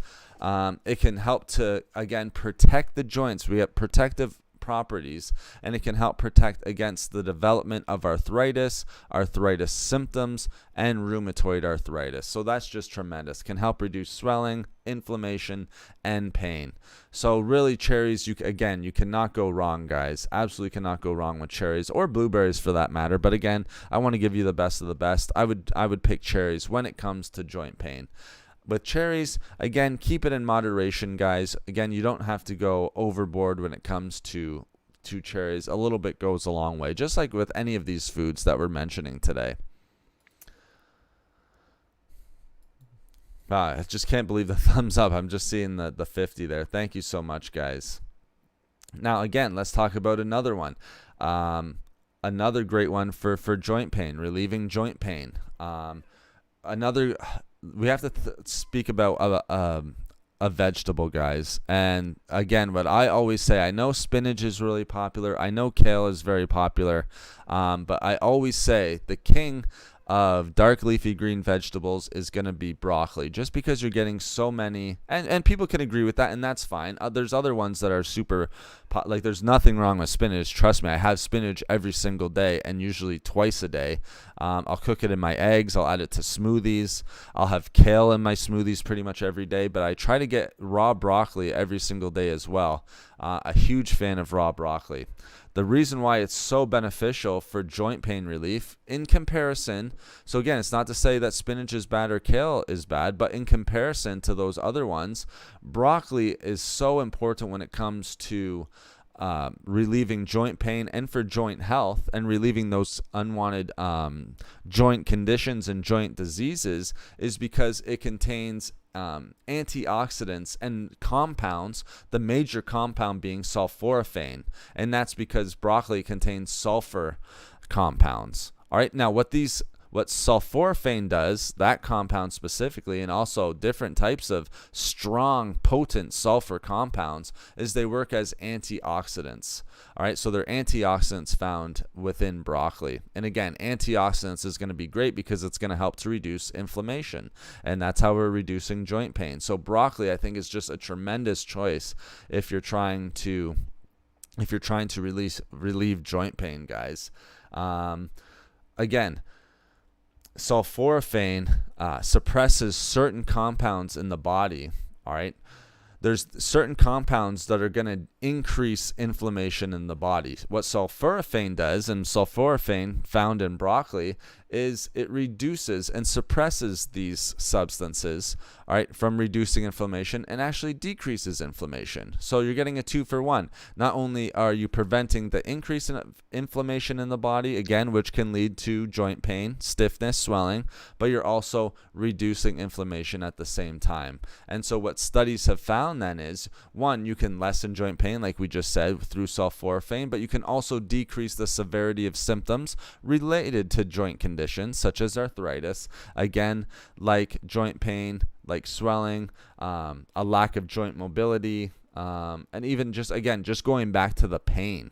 All right, again, we want to reduce the pain as much as possible. If we can do that, then we're living a nice, healthy lifestyle, and a full lifestyle. Because if you can't move your hands, or you're having pain in your hands, we use our hands every single day. Just think how much we do for grabbing things, if we're gardening, if we're putting things away, if we're cleaning, things of that nature. So being able to take that and use it in our everyday life is, again, just absolutely tremendous, guys. Yes, avocado oil, great as well. You can cook with avocado oil. The one thing I'll say about avocado oil, yes, avocado oil, very, very good. You'll get the nice healthy fats. You'll just lose a little bit of the micronutrients that are found in avocado oil that are found in the actual avocado. So that's why sometimes I will go with the whole avocado as opposed to the oil. But again, you can't go wrong with avocado oil, Angie. You're 100% correct. Find the best way of eating for you. Everyone is different. Yes, absolutely. You have to pay attention to your body. I know keto does not sit well with me. I've tried it before. I've tried it a couple times, and it just did not work out, which is fine. It's not going to, like Angie just said, it doesn't work for everyone. For some people, it's great. And for some people who, are trying to control metabolic syndrome, excuse me, so trying to prevent increases in blood sugar levels, all right, it's tremendous for that as well, because you're getting protein and healthy fats and some veggies as well, so you're not getting spikes in your blood sugar. So it's very, very helpful for those individuals as well. So a lot of people will think, oh, I'm not a huge fan of keto, but I think keto has a place for people that it's going to be working for, and for people with those types of conditions who are using it for health benefits. And there's multiple health benefits for it. So absolutely, I do think that keto, again, if it works for you, tremendous. Keep with your keto. I think that's great. And same with intermittent fasting or anything else. Mediterranean, paleo, it's all good. All the same to me. A diet's a diet. As long as it's a well-balanced diet and something that you can maintain, then I think you're going to be doing a good job with it. All right, so I hope you guys are getting a nice a nice list of foods here that are going to help relieve joint pain. Again, we said some of the other ones that you might want to reduce. We already talked about the big ones, but some of the ones, some people can have issues when it comes to tomatoes and especially peppers, nightshades in particular, guys. So nightshades can help exacerbate symptoms, especially related to arthritis. So staying away from nightshades might be something that you want to do. Peppers, bell peppers, I know they're super healthy. It just doesn't always mix well with arthritis symptoms and joint pain and joint stiffness and swelling. So nightshades might be another one that you want to stay away from. I know that it's kind of a catch-22 because bell peppers are one of my favorite vegetables, just super high, one of the best vitamin C vegetables out there. And vitamin C is an antioxidant. That's what makes it such a catch-22, because vitamin C is an antioxidant, which should be reducing inflammation within the joints and in the body. But, those nightshades just sometimes do not mix with arthritis. So just be careful with that, guys. He's as great with information. Thank you. Oh, my pleasure, Tammy. Thank you very much. I appreciate the kind words. Thank you very much. I'm glad that you're getting a lot out of this discussion. I'm glad that the information is very helpful for you guys. And again, I think this is a very important topic. So many people deal with joint pain and joint pain related issues. So thank you very much, Tammy. It's always great to see you in chat. Morgan, thank you very much. Thank you for coming in. Thank you for supporting the chat. Thank you for supporting the channel. Morgan, thank you very much for coming in. My pleasure. Angie, yes, I eat 2 Brazil nuts a day. Brazil nuts helps thyroid as well. Yes, there has been studies to show that it can help with thyroid health also. So very good. That's great to point out. Now, there's one more that I want to give to you, and there's a couple other things I want to point out as well. One thing, too, and this is why I drink green tea every single day, guys. Green tea is going to be very, very helpful for joints as well, just because it contains specific compounds that are joint healthy. For green tea, the one thing is, though, yes, green tea is very, very healthy. Sorry, as I just keep drinking my coffee here. One, green tea is loaded with antioxidants, guys, and they're loaded with specific antioxidants related to reducing joint pain, known as catechins. And I've talked about that a little bit. Catechins, some people know it as catechins. It's actually catechins. So catechin antioxidants, tremendous for reducing joint pain and provide protective effects for our joints, which is great. Again, we want to reduce joint pain, but also prevent and protect from developing joint pain conditions such as arthritis, bursitis, tendonitis, gout, osteoporosis, all those different ones that we mentioned at the beginning. So green tea is a great one, guys, because one, tons of antioxidants, loaded with antioxidants, those catechin antioxidants specifically.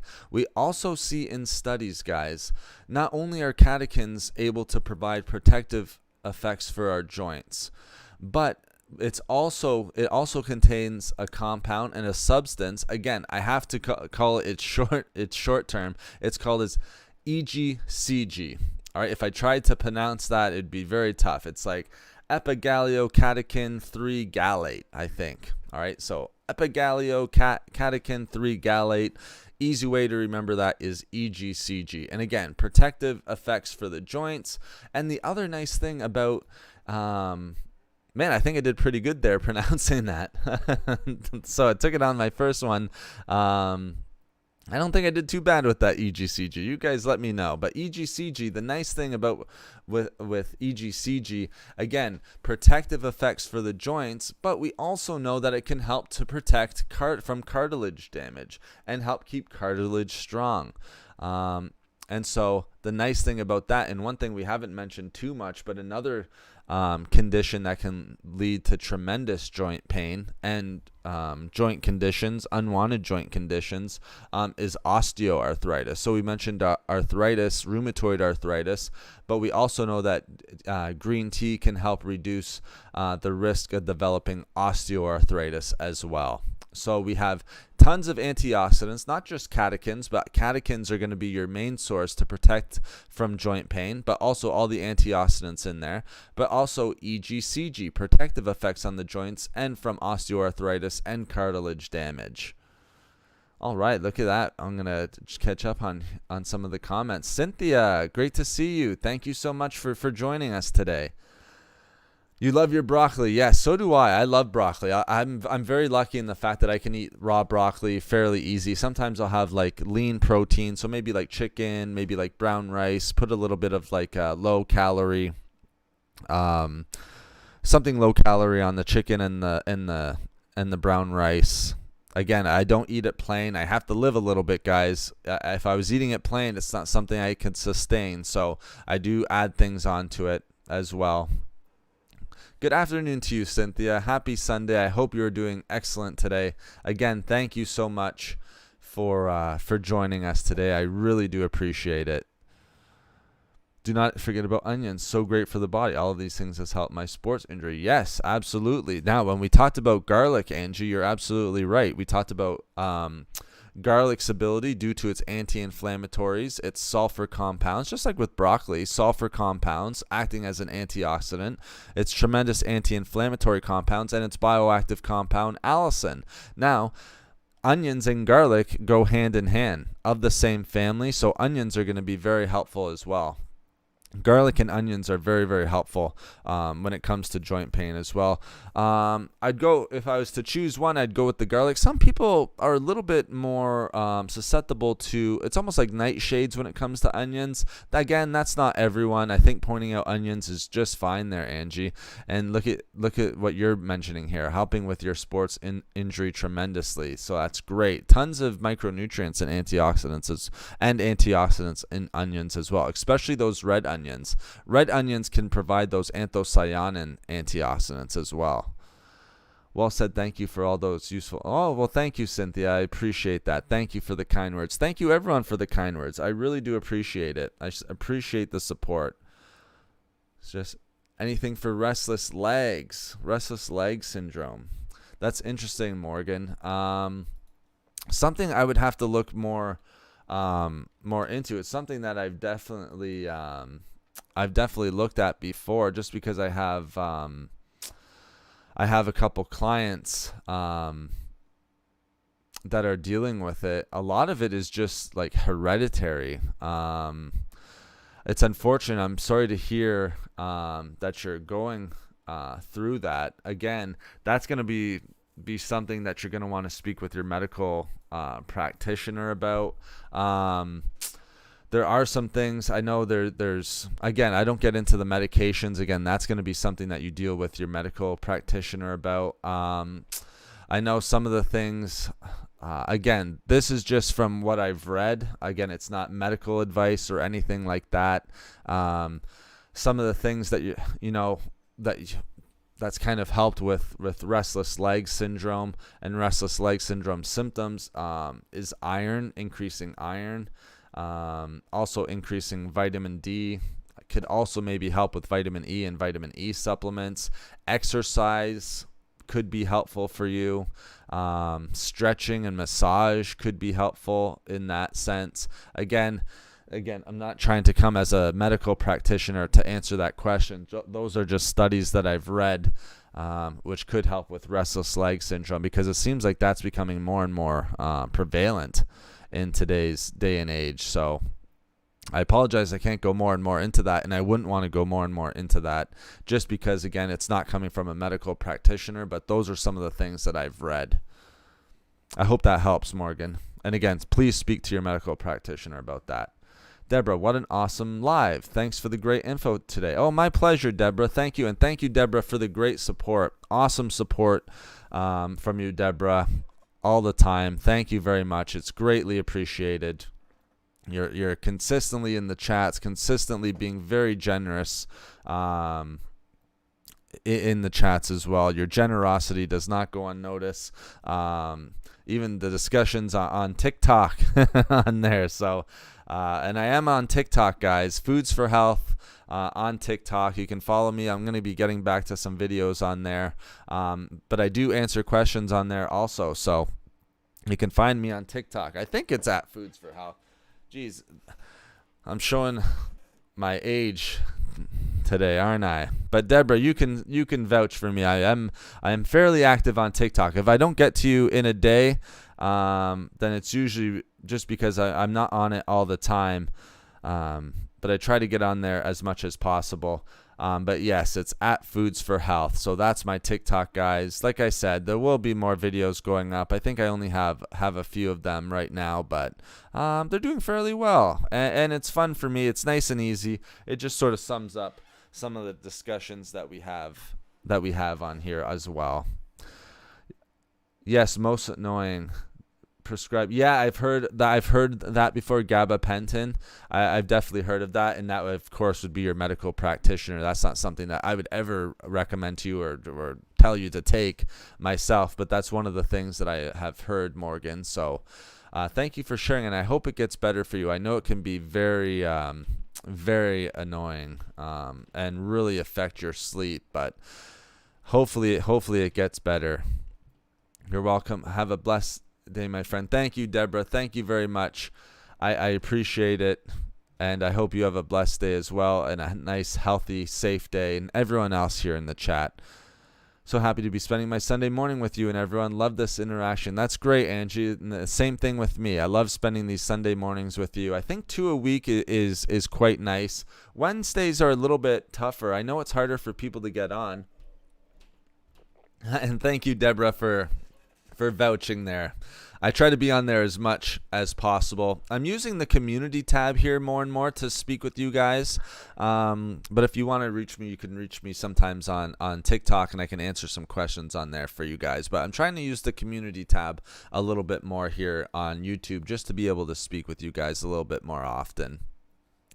But I'm very happy with how today's chat went. I think maybe if there was one more, I think if you're going to have a whole grain, maybe not even a whole grain, but something to kind of substitute, you could have quinoa. I know there's been some, because if you have a gluten sensitivity, you're not going to be having whole wheat or anything like that. So quinoa can help with aching joints and things like that. It's also gluten-free and can help reduce joint pain as well.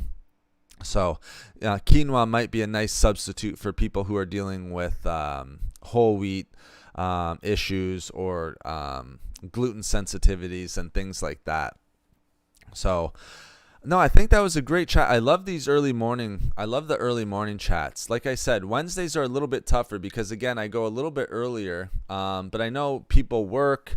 I know it's harder for people to get on. The Sundays are nice because you guys can get on here. It's kind of a nice way. We got our morning coffee.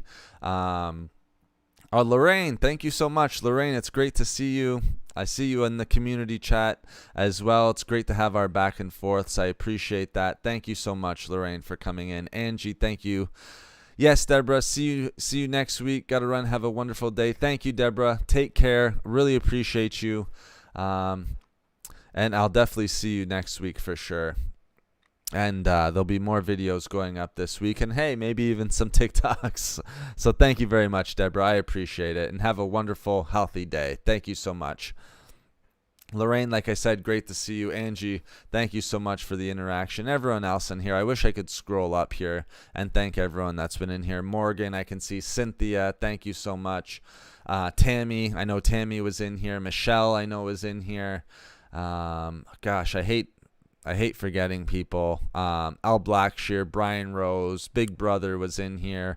Merlin, I know, was definitely in here. Organic Intelligence, Eileen, Jody, thank you for coming in. Really appreciate you guys. Michelle, yes. So like I said, Wednesdays are a little bit tougher, but the nice thing about Wednesdays is that we can put the live stream up after the fact. So if you miss it live, you can always watch it after the fact as well. And like I was saying before, you guys have been so generous. And I always like to point this out because I don't know how really address this. But I get so many, like, since I've started this live stream, I've gotten 13 comments, and it might be even more. I haven't refreshed. I think now that I refresh, it's 18 comments. A lot of these comments, guys, are dealing, with sometimes we'll get like Patreon, being able to add certain things on Patreons, or coming up with programs and things like that. Maybe in the future. One thing I wanted to kind of throw out at you. Okay, Tammy, take care. Thank you so much. Glad that you enjoyed it. We'll look you up on TikTok too. Perfect, Tammy. Yes, you can find me on there. Thank you so much. And eventually there's going to be a face reveal, guys. Just an FYI, a face reveal will be coming up.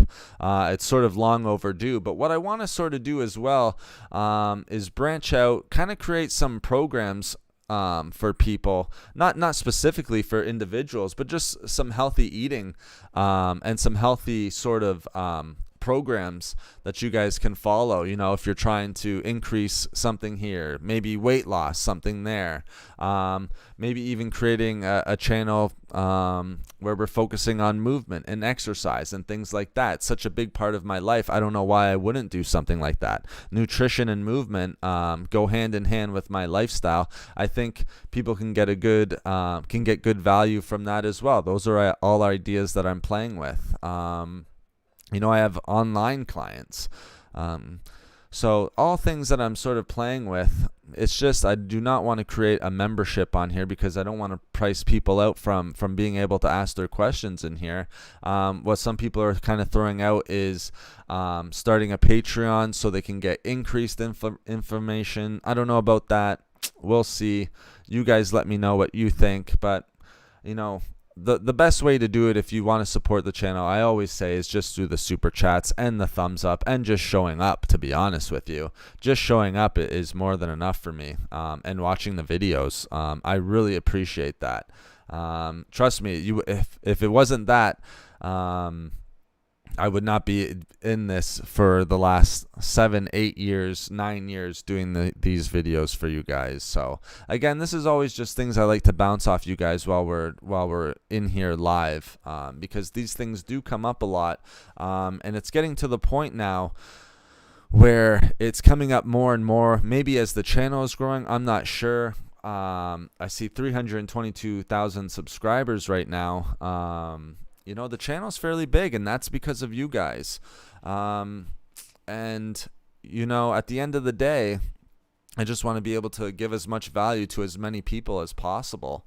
And so if that means, creating some sort of programs for you guys or doing something like that, then, that's something that we can go down and discuss. But, what I can guarantee are more daily videos going up. The live streams happening every Wednesday and every Sunday morning. Those are the things I can promise you guys right now. How do you feel about this celery craze? That's funny you ask, Angie. I really think the celery craze took off. It was really, really big like 4 or 5 years ago, and it's still fairly big, isn't it? These green smoothie type drinks, especially with celery as like the base. I don't have any problem with it. The thing with me though is, do you have to have celery? Why not just have any green vegetable?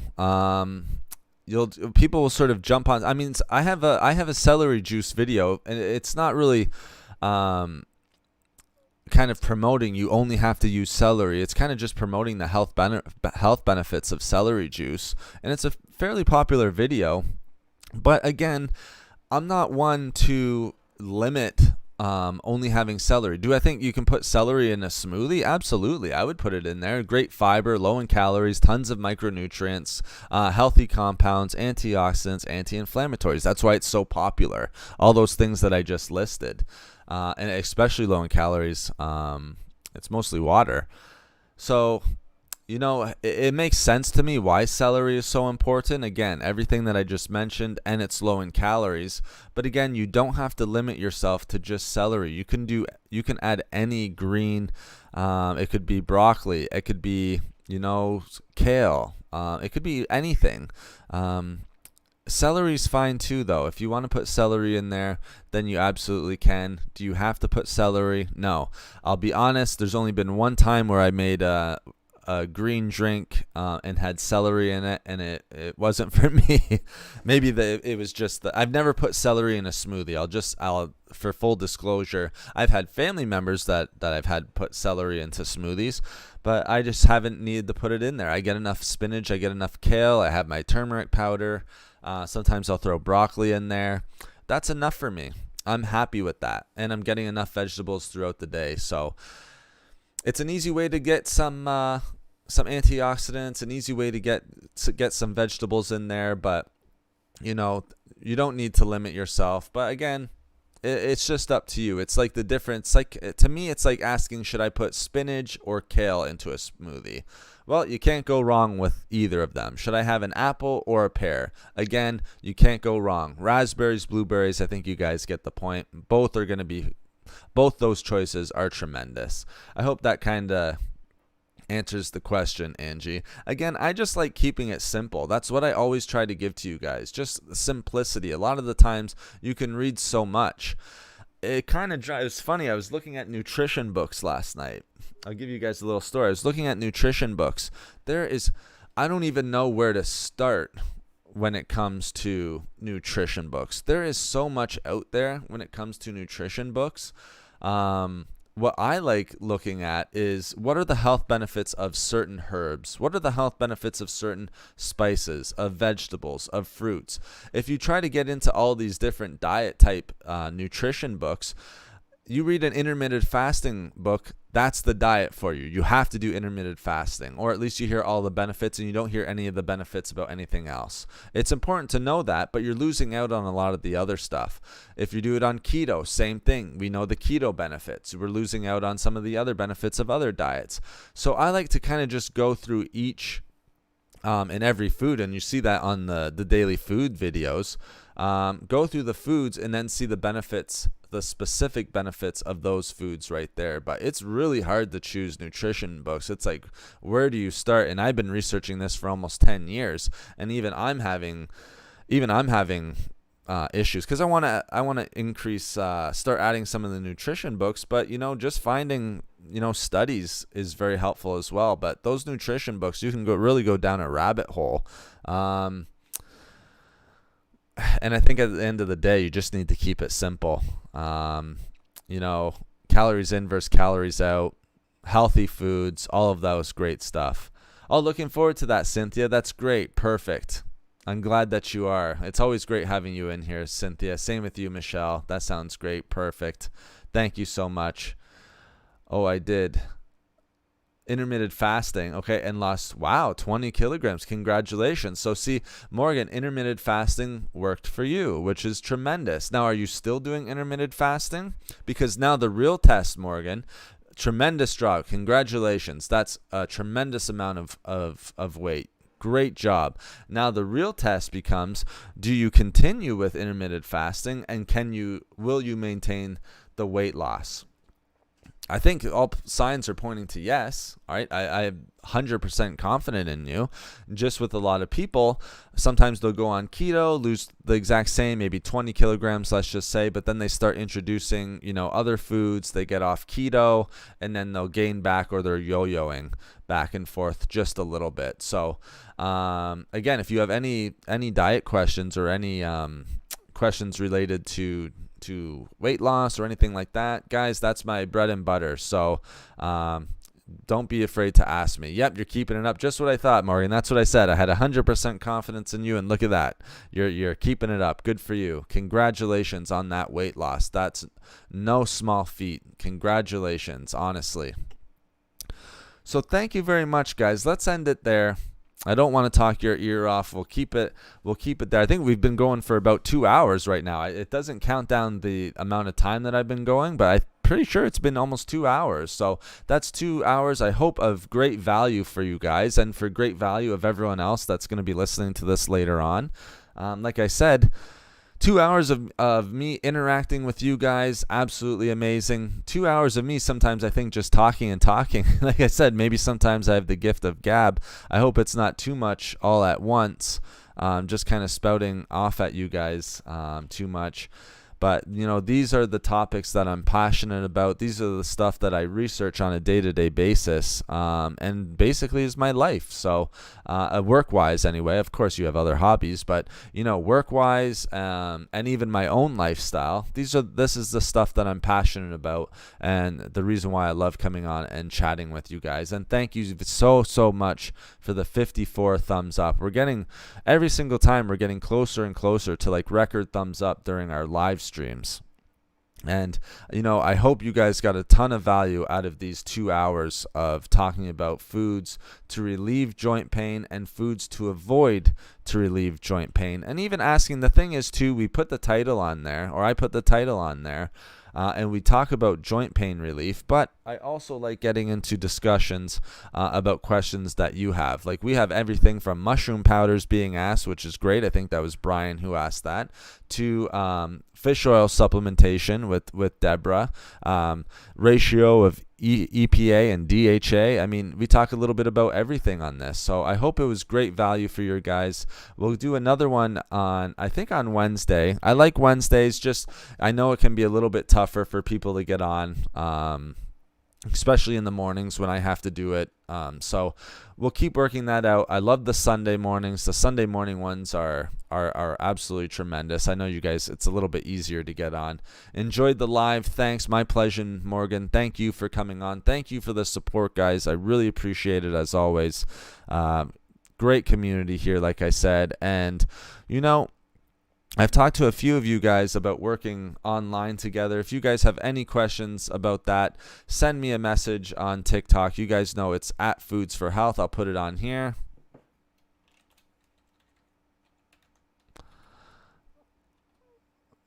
So there's the TikTok, and of course that would be face to face. We would have to do a face reveal on that. There's no way I would offer programs to you guys without seeing my face. So that's why a face reveal is going to have to come up at some point, guys. If not, it just would not make sense, and I would not feel comfortable doing that for you guys. It would only make sense. So let me just pull up the at Foods for Health. Perfect. So if you want to follow me there or message me there, go ahead, guys. You guys can always find me here on those lives Wednesdays and Sundays, and you can always find me in the comments of the videos that we put up there. So again, 2+ hours of hopefully great value for you guys. I really appreciate that, and we'll think about some things that we can do now to increase in the future and continue to build the channel and continue to build our knowledge base and everything that's going out there. I know more and more people are coming in. Thank you guys for the support. I really appreciate it. There's 2 hours that's about to go up on the channel. So if you did miss the discussion, there's 2 hours that are going to go up there, guys. So thank you so much. Thank you for the 56 thumbs up. We'll talk more. I got an interesting topic for Wednesday. I think you guys are really going to like it. Again, thank you so much for all of the support, guys. I will talk to you then. Have a safe, healthy Sunday, and I'll talk to you guys on Wednesday. And be on the lookout for more daily videos. Again, I always appreciate the support. Okay, guys, we'll talk Wednesday. Stay healthy, stay safe.